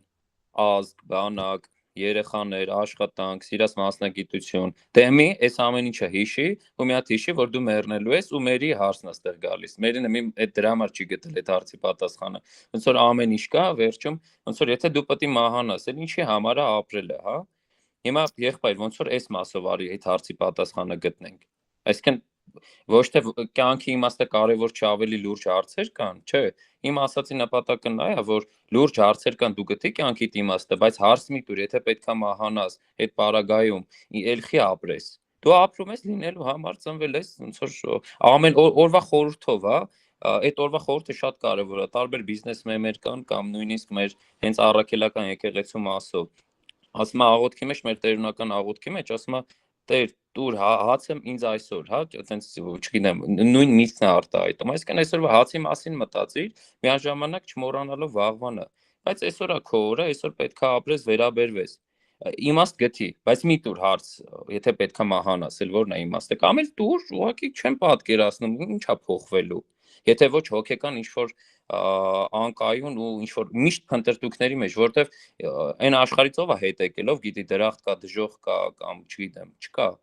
Ոչ մեկ էլ չի պատկերացնում աշխարհի կյանքով բոլորս ոնց որ պատմություններ են հորինել ժամանակից, այսօր AI-ն է հեսա պատմություններ հորինել, նոր աստվածաշունչ է գրելու իր համար, հա, դառնալու են AI-ի սերունդ, AI-ի հետևորդներ։ Մերսի։ Վարուժ, հենց հիմա ոնց որ դու այդ հարցն ես բարձրացնում, ինչի համար է ամեն ինչ ստեղծվել է։ Դու ոնց որ հենց այդ հարցը, որ ասում ես տանջում է, քեզ տանջելու է այն հարցը, որ 10 ես մահանալու եմ, խեմ ես ամենը անում, կարող է քեզ բավարար այդ քո պատասխանը, որ դե եկել ես բապտի ապրես, բա ինչ անես։ Ես շատ ուրախ եմ, որ բավարարում է քեզ այդ պատասխանը, դու ապրում ես երջանիկ, ոնց որ ուրիշ մարդիկ են ապրելու, ովքեր տվել են այդ հարցը իրանց, հավանաբար։ Բայց դա հենց խնդիրն է, որ օրինակ Քամյուին չի բավարարել այդ պատասխանը, հարց, ինչ անել։ Պետք է այլ պատասխաններ գտնել, որը բավարարում է։ Եթե չգտնենք, այս մարդու կյանքը դժոխք է լինելու։ Ոնց ասում ես հոգեկան խնդիրներ առաջանալու, պատասխան չի գտնելու, միշտ մտածմունքների մեջ է լինելու։ Իմ համար արժեք է Քամյուի կյանքը։ Ես չեմ ուզում Քամյուն լինի դժբախտ։ Քամյուն վերցնենք ոչ թե հենց այս Քամյուն, այլ մի մարդ, ում չի բավարարում քո պատասխանը։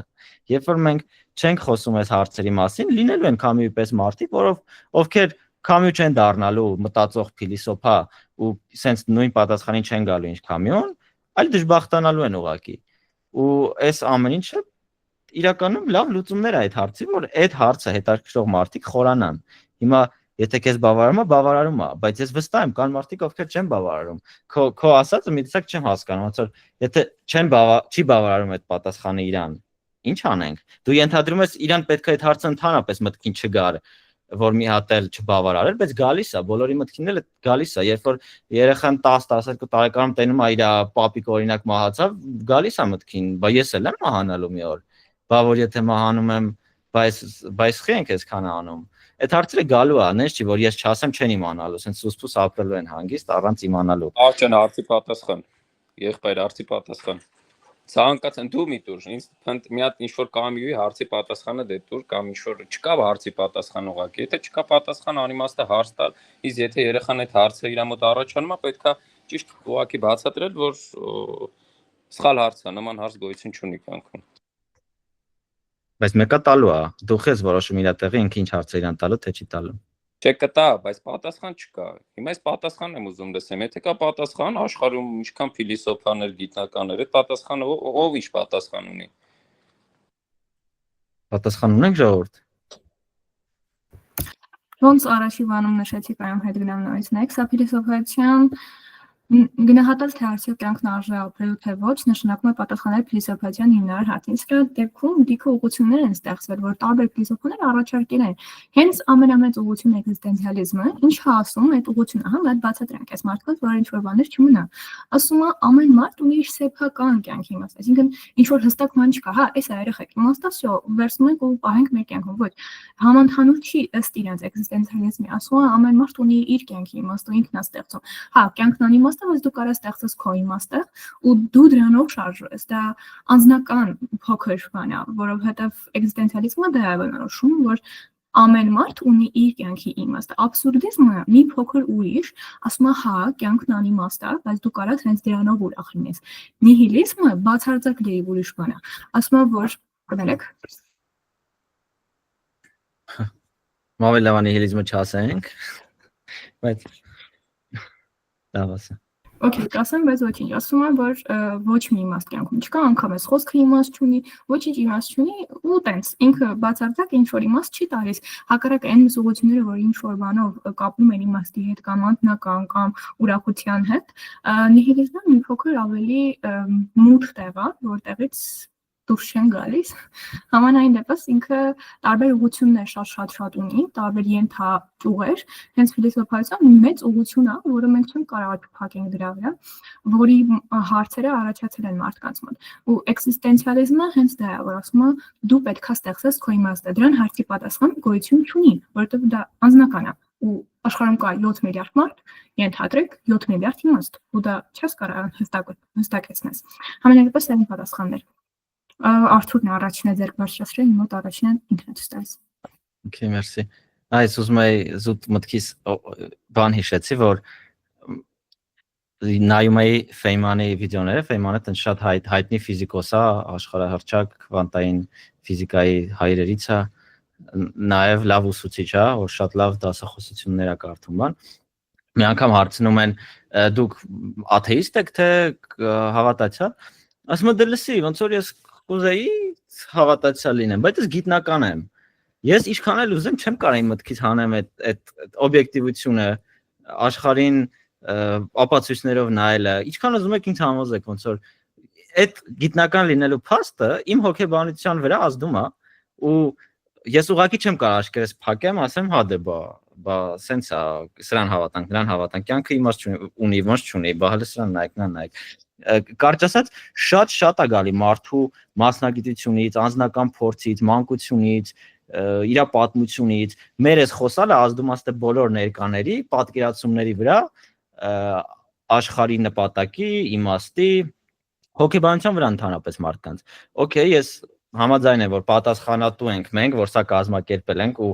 մարդիկ լսում են սա, պետք է պատասխանատու մոտենալ սրան, ոչ թե մարդկանց գալ ասել կյանքի իմաստ չունի, դե գնացեք տանջվեք։ Մենք դες չենք անում, տենում ենք, այլ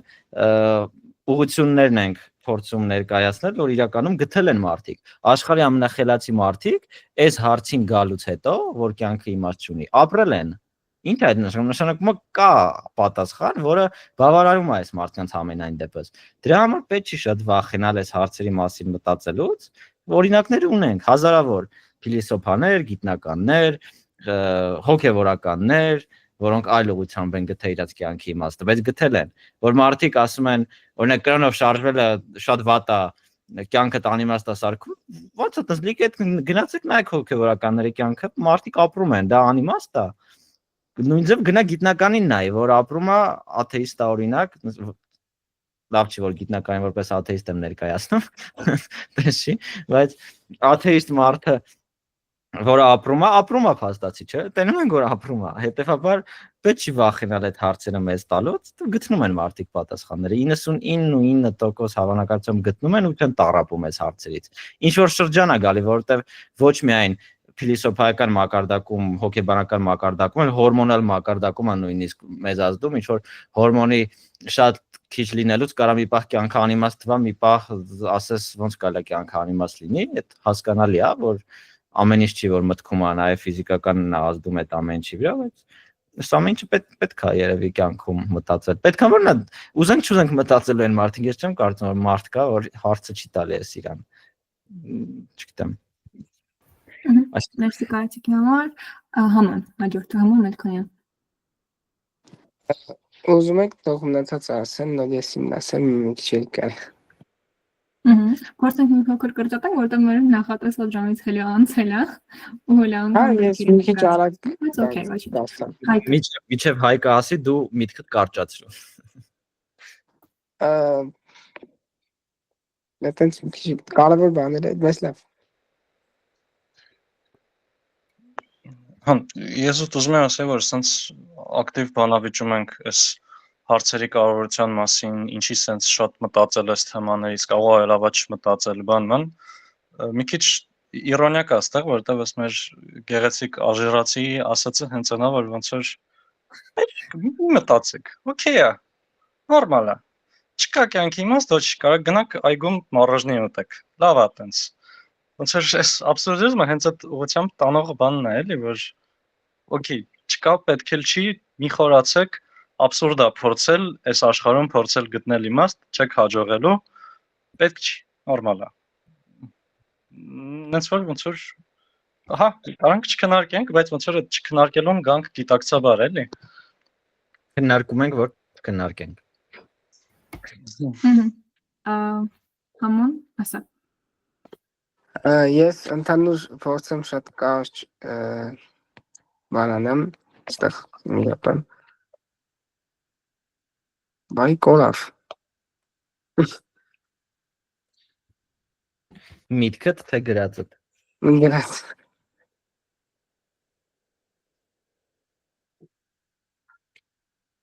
Գտա։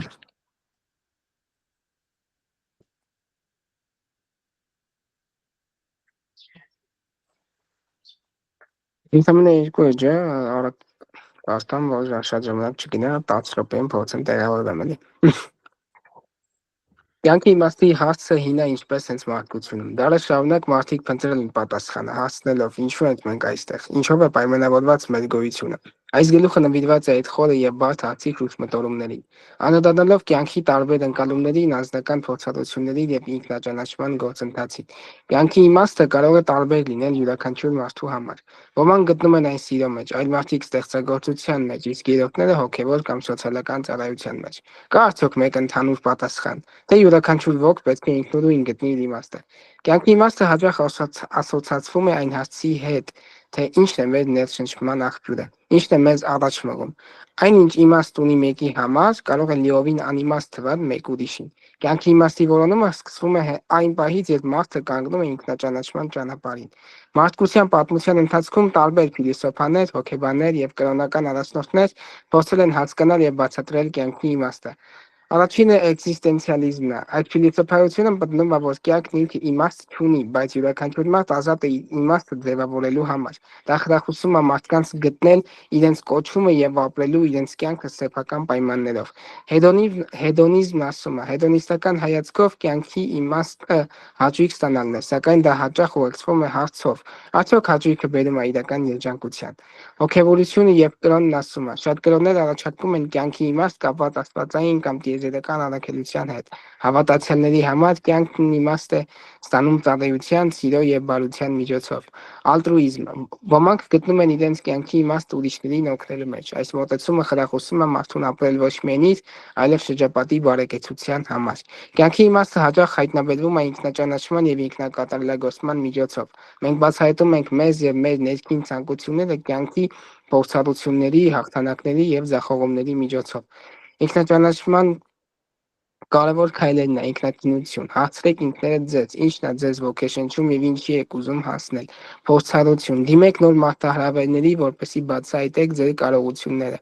Արժեքների բացահայտում։ Որոշեք, թե որոնք են ձեր անձնական արժեքները եւ ինչպես են դրանք ուղղորդում ձեր կյանքը։ Ընդունում։ Ընդունեք ձեր ուժեղ եւ թույլ կողմերը եւ գործեք դրանց հիման վրա։ Կյանքի ընթացքում մենք հաճախ զգում ենք դատարկություն եւ թվում է, թե կորցրել ենք մեր իմաստը։ Դա կարող է կապված լինել դժվարին փորձությունների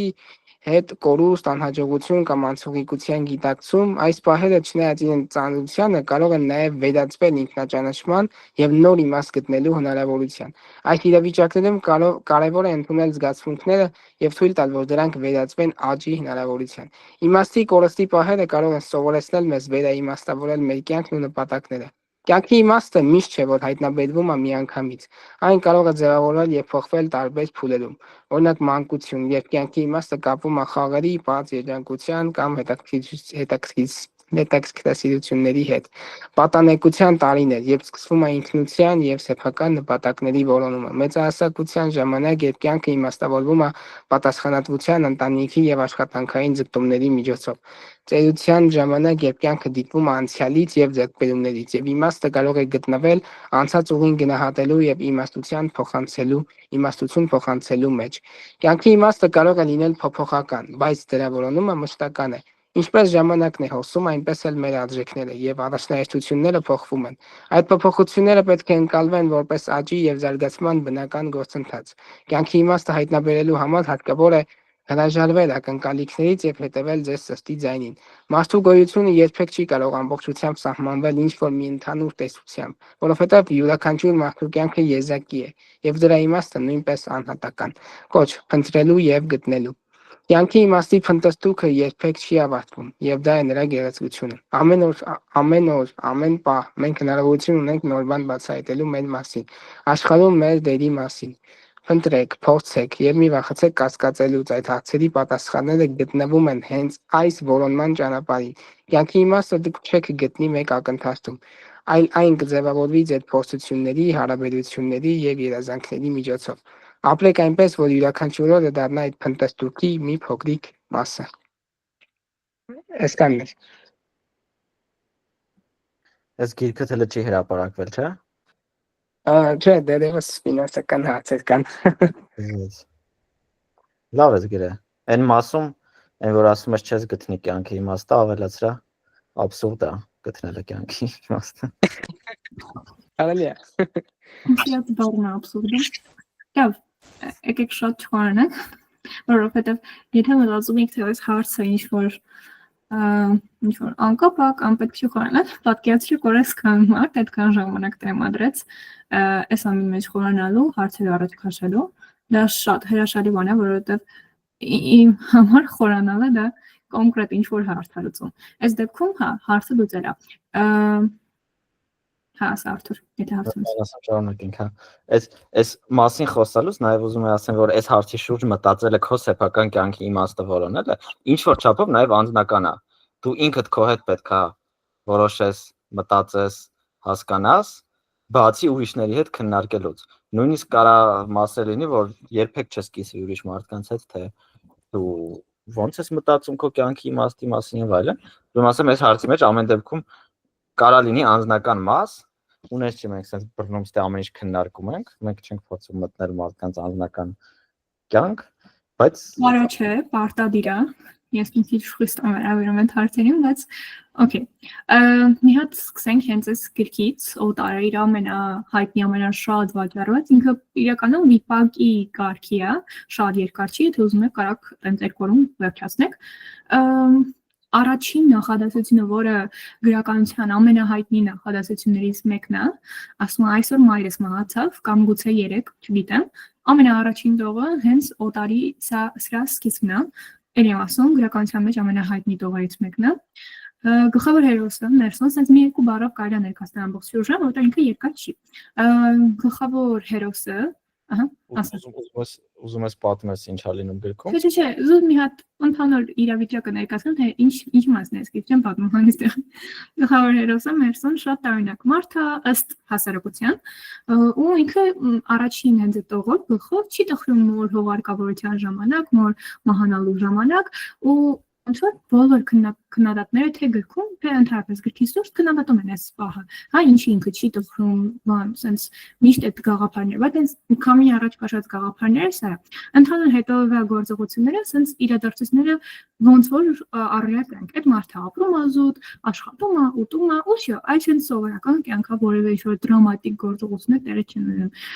Չեմ ընդհանուր չեմ ներկայացնում սյուժեն, որովհետև այնտեղ պահեր կան, որ պետք չի խոսել դրա մասին, բայց ընդհանրապես գաղափարը, ինչի մասին է Օտարը, ինչ գաղափարներ են ներկայացված վեպում կամ վիպակում,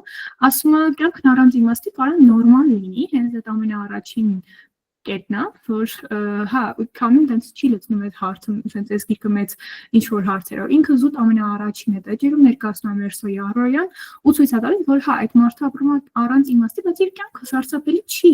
Ինքը զուտ գոյություն ունի, ուտում է, աշխատում է, ինչ որ սիրավեպ ունի, բայց ներքուստ անտարբեր լիք բաների հանդեպ։ Ու երկրորդ գաղափարը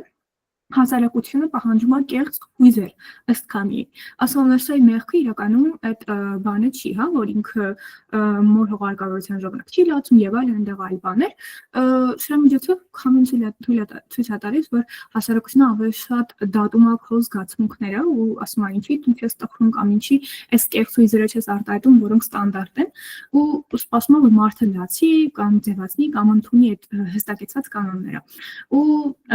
ըստ քամիի ասում է, որ անիմաստությունը դու ընդունում ես, դու դառնում ես ազատ, ըստ իրա։ Ասում է, մարդը ստիպված փնտրել ամեն բանում ինչ-որ իմաստ, սկսում է, երբ չի սկսում ամեն բանում փնտրել իմաստ, սկսում է ազատ ապրել։ Ու վեպի ամենաուժեղ պահերից մեկն էլ այդ է, երբ որ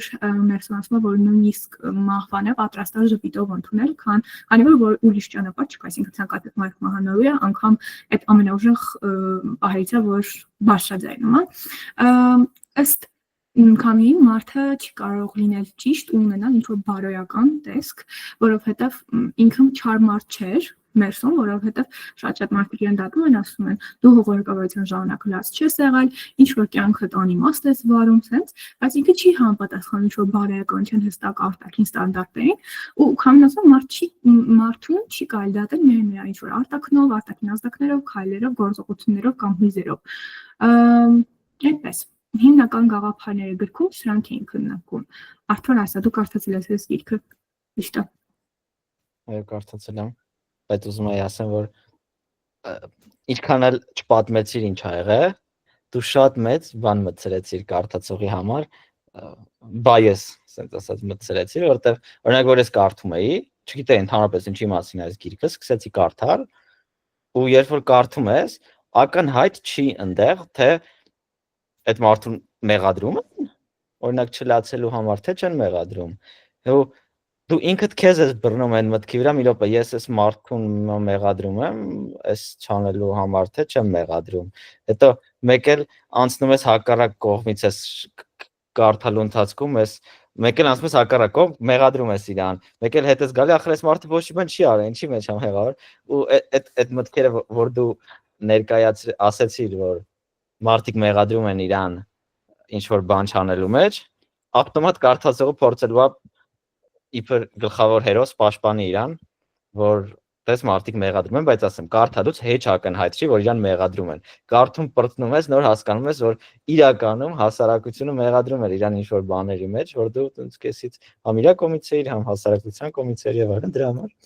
ինչքան էլ որ չպատմիր, մեկը պատմեցի։ Արձագանքյուն, նայ, երբ որ ներկայացնում ես սյուժեն կամ ներկայացնում ես գաղափարները քննարկված, քննադատները հենց այն արձագանքել են, ասենց կետերով գրած այն, ինչի մասին է կամ մի օտարը, որ ներկայացված չի, որովհետև ինքը ընդհանուր ասենց արտահայտված մեծ սյուժետ ունի, որ ինչ-որ դրամատիկ գործողություններ իրականանում, ու երբ որ դու չես կարող ամբողջ պատմես, որովհետև ուժեղ սպոյլ կլինի։ Հիմա այդ դեպքում դու գաղափարներն ես քննարկում, որոնք արտացված են այդ վեբում, ու որոնց քննադատները արտահայտել են կամ գոնե հասել են այդ կետին, ուստի այս դեպքում գիրքը ուղղակի կարելի է չներկայացնել, որովհետև ցանկացած այլ դեպքում, եթե ես ընտրեի այս գիրքը կարդալու, չգիտեմ ով ոնց, բայց մտնում եմ կարդում որոշակի բաներ, ինչի մասնագիրքը, ինչ քննադատության արժանացել, սենց, ու հա, կարելի դա լավի իմ կարդալու վրա, բայց եթե մարդիկ ուղղակի, որ հենց դու ասում ես, ես ուղղակի վերջերում կարդացել եմ, դա օքեյ, կարա կոնտրությունը լինի։ Հիմա այս մարդկանց բացատրում ենք, թե ընդհանրապես գրաքննադատները ինչ ձև են արձագանքել այս վեբին ու ինչեր են գտել այս վեբում, ոչ թե անձնական կարծիք, նորից անցնում, ստեղ ցանկացած հնչող միտք անձնական կարծիք չի, իմ կողմից, երբ որ ներկայացնում եմ գիրքը, որտեղ դրա գրաքննադատներն են դրան եկել, հասել, ու սա ուսումնասիրության արդյունք է, որը ներկայացվում է։ Արի սենց անենք, պայմանավորվենք, համենայն դեպս ես տենց եմ կարծում, կարող դուք էլ ձեր կարծիքը ասեք, մյուս գրքերի մասին խոսալուց մի ասա, ինչի մասին է գիրքը, ինչ են քննադատը եւ այլն, այլ ուղղակի սկիզբը մահացել է այս մարդու մայրը, այս մարդը չգիտի այսօր է մահացել, թե երեք։ Ախր ոնց որ մենակ իմ մոտ, թե իր մոտ են։ Խոսում եմ, չեք լսում։ Արթուրը լսվում է։ Իմ ձայնը լսվում է։ Բոլորի ձայնը լսվում է։ Հա։ Ինչ չես լսում այլ։ Այս միթե ինչ դավադրություն է կազմակերպել։ Absurd է լուրը։ Լավ։ Ինչ անենք։ Լավ է, Էլեն, դու ասա ինչ ես խեցել պատկերացրել հարցը։ Հա, ինձ այսքան ժամանակ հետաքրքիր էր, թե ինքը մի րոպե էսա իրան շեշտեմ, հա, Մերին որտեղից է այդ գրքերը վերցրել, որ կարդում է։ Իրականում բանի Արթուրի ձայնի ես ոբշե չի լսում, ցդ կախել էր մոտս, ոչ մի բան չեմ լսել, բայց մենակ չեմ հիշում անունը, քո հարցը լսեցի։ Գրադարաններում թարգմանված կան հայերեն, ինքը շատ հայտնի գրքեր է, ուստի եթե մոտիկ գրադարան լինի, հաստատ կգտնես այս գրքերը։ Իսկ դրա գրադարանից եմ գտել, եթե այլ հարց չի հետաքրքրում։ Եթե կարած կարդաս ռուսերեն կամ անգլերեն, Վալբերիզում օզոնում է լինում գրքերը էժան, կարած պատվիրես, կամ օնլայնել կա, օնլայնել կարած կարդաս, ես բոլոր գրքերը կարծում եմ, եթե չգտնես, ասա կուղարկենք, կարած ինձնից ուզես, որ գրքերը ունեմ, կամ կարած մտնես ցանցային գրադարան, Լարիսայից ուզես, Լարիսան ուղարկի քեզ գրքեր, եթե կան, absolut հազարումի դեպք կա։ Բայց ես քո արձագանքը չլսեցի, եթե կարևոր ես շատ համարում, կարաս նորից ասես։ Հա, հիմա լսում եմ։ Ասում եի, արի պայմանավորվենք, որ այս մյուս գրքերը ներկայացնելուց չես ասում քննադատներ, ինչ են ասել, ինչի մասին է գիրքը ընդհանրապես այդ պետք է, որովհետև վատ է լինում վերջ։ Ինքնես փոչանեք, պրոստը, որ մարդու մոտ հետաքրքրություն առաջացնի, սկիզբն ես ասում, օրինակ, այս մարդու մայրը մահացել էր, ինքը չգիտեր երեկա մահացել թե այսօր, ու այդքանը։ Հնարված գաղափարները չենք ասի, նորմալ է, լավ, որ չունենք։ Okay, ընդունեցի, ճիշտ է իրականում, բայց okay։ Գնացինք ժանտախտի ընդհանուր պատկերը տանք, ուրեմն Ալվիրի օրան քաղաքում մարդիկ մի օր սկսում են տեսնել մեռած առնետներ ու չեն հասկանում, թե դա ինչի պատճառով է լինում, հետո հասկանում են, որ տեղի ունենում համաճարակ, որը տարածվում է շատ բուռն կերպով, ժանտախտ։ Իշխանությունները ստիպված են փակել ամեն ինչ, թե դուրս գալ, թե մուտք գործել, արգելում են ու մարդիկ հայտնում են ինչ-որ խցանման մեջ, թե արդեն բոլորը համաճարակը տեսել եք 2020-ից հետո, COVID-ի ժամանակ, նույն իրավիճակներ, ուղղակի սա մի փոքր ավելի արմատի, որովհետև թեկուզ COVID-ի դեպքում դա պատասխանատու կար եւ այլն, հա ինչ-որ փորձեր արվում էր, որ մարդիկ շատ չմահանան, ժանտախտի դեպքում ավելի շատ մեծ թվով մարդիկ են մահացել։ Ու այս դեպքում մարդիկ հայտնում են ինչ-որ խցանման մեջ, հա, ընտրություն անել։ Պահել հույսը, որ դեռ կա մահանալու, թե դեռ կա ապրելու, այդ հույսը պահել, թե նահանջել, թե փախչել, թե պայքարել։ Ոնց որ այս ընտրության հարցն է դրած, ու այս դեպքում գլխավոր հերոսը դոկտոր Ռիուեն, տենց մի բան, հայերեն լավ թարգմանած չի անում, որտեղ ֆրանսերեն է գրված, Ռիուեն, բանը, ընտրում է պայքարել մարդկանց կյանքի համար, ինքը բժիշկ էր։ Այսպես ընդհանուր գործողությունները իր ու իր թիմի կողքին են կատարվում, մարդիկ հասկանում են ընտրել, թե հանձնվել, թե փախչել։ Իրականում ես մի փոքր համաձայն չեմ գրքի ընդհանուր գաղափարի հետ, որովհետև ասվում է քննադատվում է, որ մարդիկ քննադատում է փախչելը գրքի մեջ, այսինքն փախչել, նահանջել եւ չպայքարելը ու կամեն կոչ անում պայքարել, այսինքն պայքարել մարդկանց կյանքերի համար։ Բաթերդեք այդ պինտումը չունեմ, որ չպայքարել եւ այլն, ուղղակի ընտրությունը շատ մարդկանց համար սուբյեկտիվ է ու ընտրել թե դու ինչ անել ավելի անձնական է։ Ու այս դեպքում կամեն հա քննադատում է գրքի մեջ այդ արարքները։ Այդ չորենակ թե ինչա տեղի ունենում հետո, բայց դոկտոր Ռիուեն իր գաղափարը իր հերոսին ներկայացնում անենց, որ հա ինքը ընտրություն ուներ հանձնվելու ու չուներ հստակ պատկերացում, թե եթե մարդկանց օգնի պայքարի ինչ արդյունք ունենա, հա կհաղթի, թե կնահանջի, թե կպարտվի, համենայնիվս ինքը առաջ է շարժվում։ Այստեղ կամեն այդ գաղափարն առաջ վերում, հա, որ անգամ իմաստ չունենալու, որ դու չգիտես թե արդյունքում ինչ ա լինելու, իմաստ չկա, մարդիկ ասում են, միևնույն ինքը պայքարում է դրա դեմ։ Այսպես գլխավոր գործողությունները հենց դոկտորի այդ կողքին են կատարվում իր թիմի, որոշակի մարդկանց հերոսներ կան, բայց գլխավոր գաղափարը հենց դա էր։ Այլ հարցեր կան։ Ժանտախտը ուզում եմ ասել, հա, սա մետաֆոր է, այսինքն երբ որ գլխավոր անունը ժանտախտ է հիվանդության մարդիկ պատկերացնում, թե սա ինչ-որ հիվանդության պատմություն է, բայց իրականում բավականին ինքը ձևավորված մետաֆոր է, որը փակում է մյուս բոլոր գաղափարները, այսինքն այդ մետաֆորի միջոցով, այդ սիմվոլի միջոցով ինքը կարողանում է ներկայացնել մարդկության ամենաուժեղ պայքարներից մեկը, ուժեղ նահանջներից մեկը ու տարածվածության մակարդակով։ Էլ եմ ասում, որ ժանտախտը մետաֆորը, որը կամեն այստեղ օգտագործել է։ Շատ այլ վեպերում ինքը օգտագործում է հենց այդ մետաֆորը։ Օտարի մեջ էլ հենց օտարականության ու մարդկության կողմից դատվելու մետաֆորն է օգտագործած։ Սիզիփոսի առասպելում հենց Սիզիփոսի օրինակն է վերցված ինչ-որ գաղափարով։ Մետաֆորը այն պատկերն է, երբ որ դու վերցնում ես ինչ-որ իրականություն, ինչ-որ գաղափար ու դրա տակ տանում ես քո ուղղությունները, քո գաղափարները ներկայացնում ես։ Հիմա այս դեպքում կամեն ընտրել է ժանտախտը ցույց տալու համար այդ գաղափարները։ Այսքանը հարցեր կան։ Այս գրքի մասին այսքանը, թե ընդհանուր այսքանը։ Գրքի մասին այսքանը, դեռ մի հատ ուզում եմ Նոբելյանի մրցանակի այն փոքր կադրը նայենք, որովհետև ինքը շատ հին է ու այս մի քանի վայրկյանանոց տեսանյութն է պահպանվել, ըստ ինտերնետի ինչքանով փորձեցի գտնեմ, չգտա,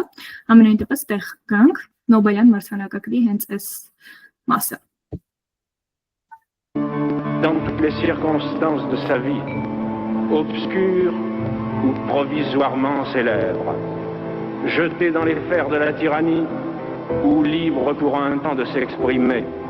l'écrivain peut retrouver le sentiment d'une communauté vivante qui le justifiera, à la seule condition qu'il accepte, autant qu'il peut, les deux charges qui font la grandeur de son métier, le service de la vérité et celui de la liberté. Հիմա ինչ-որ հարց կար։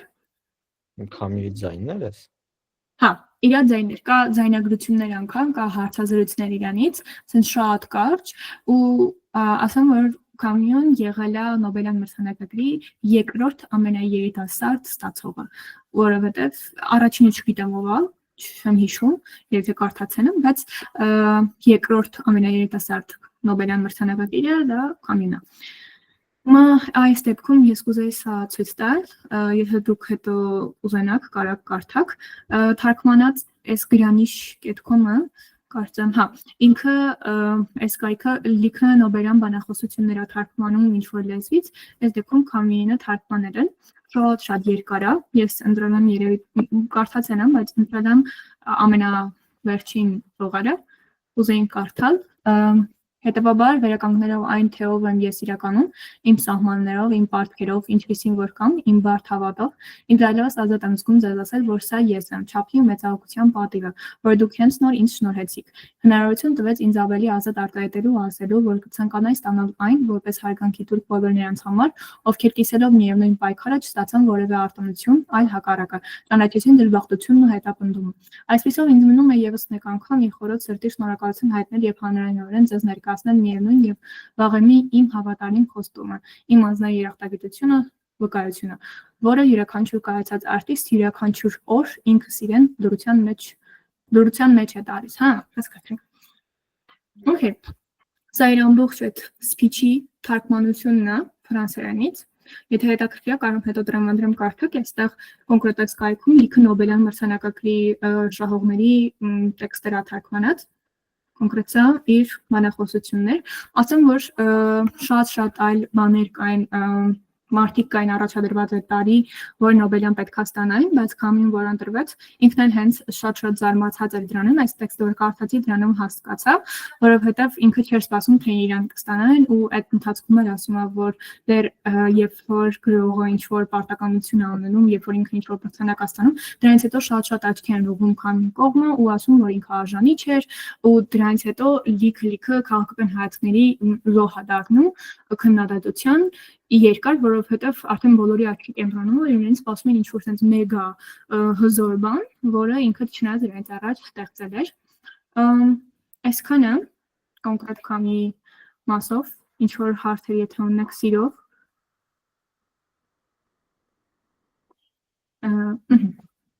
Գանգստեր։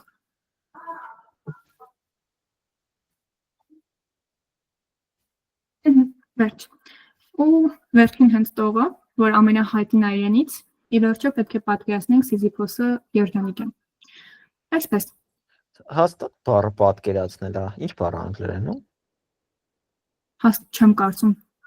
Թարգմանությունը տենց է։ Չգիտեմ, Սիզիփոսի առասպելը գրքից է, ես դա կարդացել եմ մի հատ անգլերեն, մի հատ հայերեն։ Արժին է այլ պատկերացնել, թե պետք է հաստատել։ Մի տեսակ պատկերացնելը տենց եսի։ Ինքնախապեյության կողմերն է տանում։ Սիզիփոսը առասպել էր, չէ՞։ Սիզիփոսի բանը առասպել է, ուստի դա իրական չի։ Պետք է պատկերացնես, այս տենց առասպելն էլ ես պատկերացնում, պատմություններ ես պատկերացնում։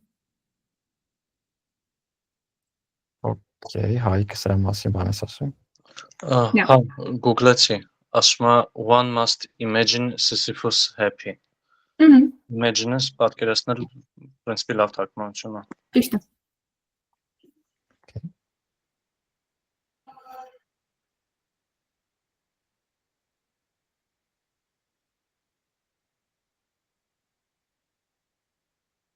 Շո, բրցանք։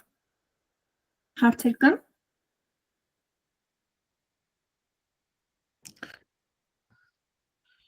Հայկ, давай, լսում ենք։ Հա, հարց չէ, զուտ մերսի շատ ժողովուրդ, հետաքրքիր էր։ Ապրես։ Քո մտքերն էլ հետաքրքիր։ Բան էր անում, ասես բերում էր մեջտեղ։ Ես այս թեմաներով սիրում եմ կռվել։ Հա, ես սովորել։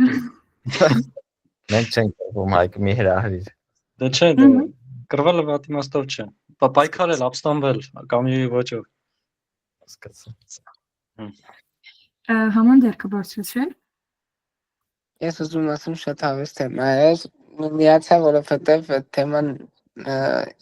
այս մանավանդ որ գիրքը գրում էի, սենց շատ սենց մտածում էի հետողությամբ դրա համար ահավոր հետաքրքրեց, մի խոսքով շատ հավես էր, մանավանդ Կամյուի մասին իմանալը, հետաքրքիր է կարելի է նաև գիրքի մեջ իր խոսքի ինչ-որ հատվածել ներառել, մենակ հետաքրքիր մտքեր եկան։ Դու կարդացել ես Կամյու։ Չէ, բայց ասենք սկսենք։ Սկսեք օտարից, եթե կներես, հա, եթե ուզում եք քանկարդակի մտադրություն ունեք, սկսեք օտարից, որովհետև ինքը ամենապարզ ոճով է գրած իր գրքերից ու վիպակա, կարճա, հանգիստ կկարդալ։ Չի ասի, որ այդքան պարզ է, բայց Պարզ ոճով գրված է, իմաստը չէ։ Okay, բայց հա, գնա կարդա Կամյու արժի։ Էլենը ձեռքը բարձրացրել։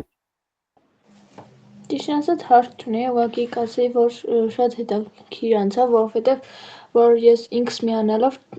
տենց կոնկրետ չգիտեի ինչի մասին էին խոսելու, տենց պատկերացում չունեի, տեղյակ չէի, բայց որ միացա ավելի շատ գիտելիք ստացա։ Ու ոնց որ ավելի հետաքրքիր էր, ու այս գիտելիքին ինձ ես կօգտագործեմ իմ ընկերներին կպատմեմ։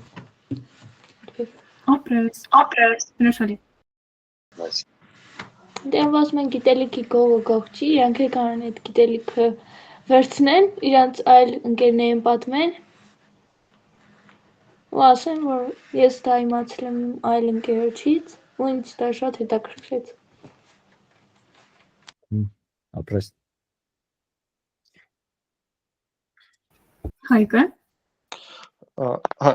Ես ճիշտ ասած մերի խորհրդի հետ կապված եմ ասել, որ օտարից սկսել վստահ չեմ ուրիշ ինչ առաջարկել, բայց օտարը ոնց որ օտարը կարդալուց ինքը տենց բավական օտար է լինում էլի այդ կերպարը։ Իմ մոտ մի քիչ ես օրինակ ընկեր ունեի, իր հետ հենց Կամյուից խոսում էի, ինքը օտարը սկսել էր կարդալ ու զզվելով ստոպ էր տվել, որովհետև չէր կարողանում ինչ-որ շարունակել, որովհետև այդ օտարով ահավոր դժվար է էլի էմպաթիա զգալ Կամյուի հետ, որովհետև չպատրաստված աչքի համար շատ զզվելի մարդ է թվում էլի։ Դրա համար չգիտեմ, կարող եմ քիչ ավելի թեթև մոտ կարժի անել։ Հա, միայն արձագանքում, հա, այս կարծիքները շատ եմ լսել, որ ոնց է սա կարդում, չգիտեմ, հենց առաջի տողերը կարդում ես, արդեն գնաց մի քիչ հակակրանք հաստատվում։ Իրականում նայեք, եթե մյուս այլ գործեր նայեք, Սիզիփոսի առասպելն էլ բավականին բարդ գիրք է։ Այսինքն, եթե դու կարաս օրինակ նախքան սկսել մի հատ ուսումնասիրեք իրան, հասկանաք ինքը ինչ ոճ ունի դրա, որովհետև եթե կարծես պատկերացնում եք, որ դրական պուշպաներ պետք է կարդաք, հաստատ ցանց չի լինելու։ Ուստի ես որ նայում եմ, հիմա մտածում եմ, գրքերի մեջ ինքնուրույն չի շատ մեծ թվով գրքեր է գրել, պիեսներ ունի գրած, բայց գուցե հայերեն թարգմանված չլինի, վստահ չեմ, բայց Սիզիփոսի առասպելից եթե ինքն էլ է կարճատ, էլի, բայց ինքն էլ բավականին դժվար է կարդացում հայերենը, որ մահացու է։ Հայերեն թարգմանությունը մի քիչ չեմ սիրում, որովհետև բավականին դժվար է կարդալը, թե ընդվզող մարդը, թե անկումը երկու անգամ կարդացել եմ, վստահ չեմ, որ որևէ բան հասկացել եմ։ Համենայն դեպս խորհուրդ կտամ միայն դա, որ եթե պարզ լեզվով դու կարդում ես, կարողանաս հետո ուսումնասիրել։ Արժի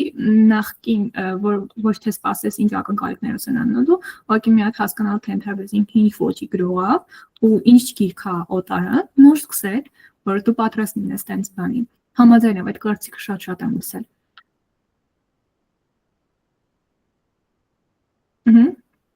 Այդ երևի թե Ահա, ասեք։ Հա, կներեք, որ այսքան խոսում եմ, զուտ ուզում եմ մի հատ ասենց փակող միտք ասեի, որ կարող է մի քիչ շատ չկենտրոնանանք դրա վրա։ Այստեղ որ խոսում ենք, որ տենց Կամյոնսկի Խաբարչի Կամյուի հերոսսկի Խաբարչի իր մայրը երբ մահացել կամ այդքան խոսվում է, որ աբսուրդ է իմաստ փնտրել էս զզվելի աշխարհում եւ այլն, այս ամենը ոնց որ խայտարակ օպտիմիզմով, խայտարակ դրական իմաստել ունի, էլի։ Այն տեսանկյունից, որ եթե absurd է իմաստ մանգալ հաջողությունների դրական բաների մեջ, այդ նաև նշանակում է, որ պրավալներն էլ զրո իմաստում են, կարելի է նորմալ ռիսկի դիմել, կարելի է տենց չհանձնվել, կարելի է փորփրել, ու հա, շատ ազատություն տվող դրական բան է, էլի, եթե ճիշտ օգտագործես իրան, ու վсё, էլ չեմ խոսում։ Հա, իրականում հայտնի միտք եք ասում, դա նորություն չի, այդ որ բերեցի այդ օրինակը, այդ որ շատ տեսակ կլինեք այդ ռիլերը, որ ինձ ինքը հետ է բերում ինչ-որ կետից, քեզ հասնում է ինչ-որ մոլորակում, տեզերքում, ու բերվում գրվում է, արդյոք դա իմաստուն էր։ Doesn't matter, since ինքը ակնկալի zoom out ստապեսնող միտք է տալիս, թեկուզ այդ ազատությունը։ Ինձ օրինակ, այդ գոյության անիմաստություն կամ աբսուրդիզմը բավականին ազատություն է տվել լիքը բաներում, չընդունել այն կարգի մեջ, որովհետև աշխարհը շատ ավելի մեծ է ու անիմաստ, էդ էլ է անիմաստ, ու անգամ այն why not արտահայտությունը որ ասում եմ, ուզում եմ փորձել սա, why not կամ ուզում եմ ձախողել, why not, ուզում եմ, չգիտեմ, հետ կանգնել, ինչի՞ չէ, հա, այդ անդադ ինչի չեն, այս գաղափարի շարունակության ենթաճյուղերն են, այս լիքը գաղափարներ կան, կապում են հենց այս մտքերի հետ։ Հա, այսքանը։ Բրտանք, երևի թե, որ զնգ մնանք, լիքը մտքեր կասեն հաստացը, որ հաստատելի կունենանք կարծում եմ Սարտել, մի հատ էլ, Ժան-Պոլ Սարտրը, ուղղակի մի տարբերություն, որ ինքը Նոբելյան մրցանակակիր ստացել է, ուղղակի չի վերցրել, այսինքն հա, ինքը առաջադրվել է, ասել է, որ Ժան-Պոլ Սարտրը հաղթել է Նոբելյան մրցանակակիր, բայց ինքը չի վերցրել, չի համարել դա, ինչքանով գիտեմ, իմաստը չի տեսել դրանում ու ինչ-որ արժանի թե կարծում, շատ չեմ ուսումնասիրել իրան, որտեղ մի երկու գիրք եմ կարդացել, ամենայնպես ինքը Նոբելյան մրցանակակիր համարվում է, զուտ ինքը չի համաձայնել դա վերցնել։ Հա, սա համու, եթե հարցնես։ Չէ, ես 8-ին քոլի եմ դուրս գամ, եթե խոսում եք, խոսացեք մեծ իր այդ ամեն ինչ համար շատ հավես անցավ, լավ, հարցերով, բաներով, մի խոսքով ապրեք։ Դու էլ ապրես, նա դուրս են գալիս, էլ խոսալ բավ չկա։ Գնանք։ Փակման խոսք ասա գնանք։ Ինչ ասեմ։ Չգիտեմ, համենայնդեպս այսօրվա գաղափարները, որ ասա։ Լավ, ուզում ես ես կասեմ։ Okay։ Մենք մյուս վեբինարները ինչպես միշտ անելու ենք գիտական թեմաներով, տնտեսագիտության թեմաներով, որոնք շատ հետաքրքիր է։ Այս շատ կարևոր է, էլի, այս գրականության Նոբելյան մրցանակներից գնալ գիտական Նոբելյան մրցանակներ ու գիտականներից գնալ տնտեսագիտության, որովհետև երեք ուղղություններ են, որ ամեն ինչ լրացնում են, էլի, համ այդ ռոմանտիկ կյանքի իմաստ, էմոցիաները, թեմաներից ես գրականությունը լրացնում ես, հետո գնում ես գիտության մի հատ խելքի ես գալի, օբյեկտիվանում ես, հետո մի հատ էլ տնտեսագիտությամբ գնում, ասենց ավելի մեծ հեռվից պատկեր ես նայում, իրականում ես երկրները, տնտեսությունը ոնց է աշխատում, չես մնում քո էմոցիաների ու քո մոլեկուլների շրջանում, կարծես ասած, որ այս ամեն ինչը իրար հետ համաձուլվի, ամեն ինչ հասկացվի, շատ հավես կլինի վերջում։ Խելոք լիքը մարդիկ կունենանք։ Այսքանը, դե, մերսի բոլորիդ, որ եկաք, մերսի Մերիին, այսքան տանջվելու, պարապելու, պատրաստվելու, պատմելու ու ժամանակի համար։ Կհանդիպենք մյուս անգամ։ Եկեք ապրեք, սա սյուն ձեզ։ Մերսիներ, հարազատներ։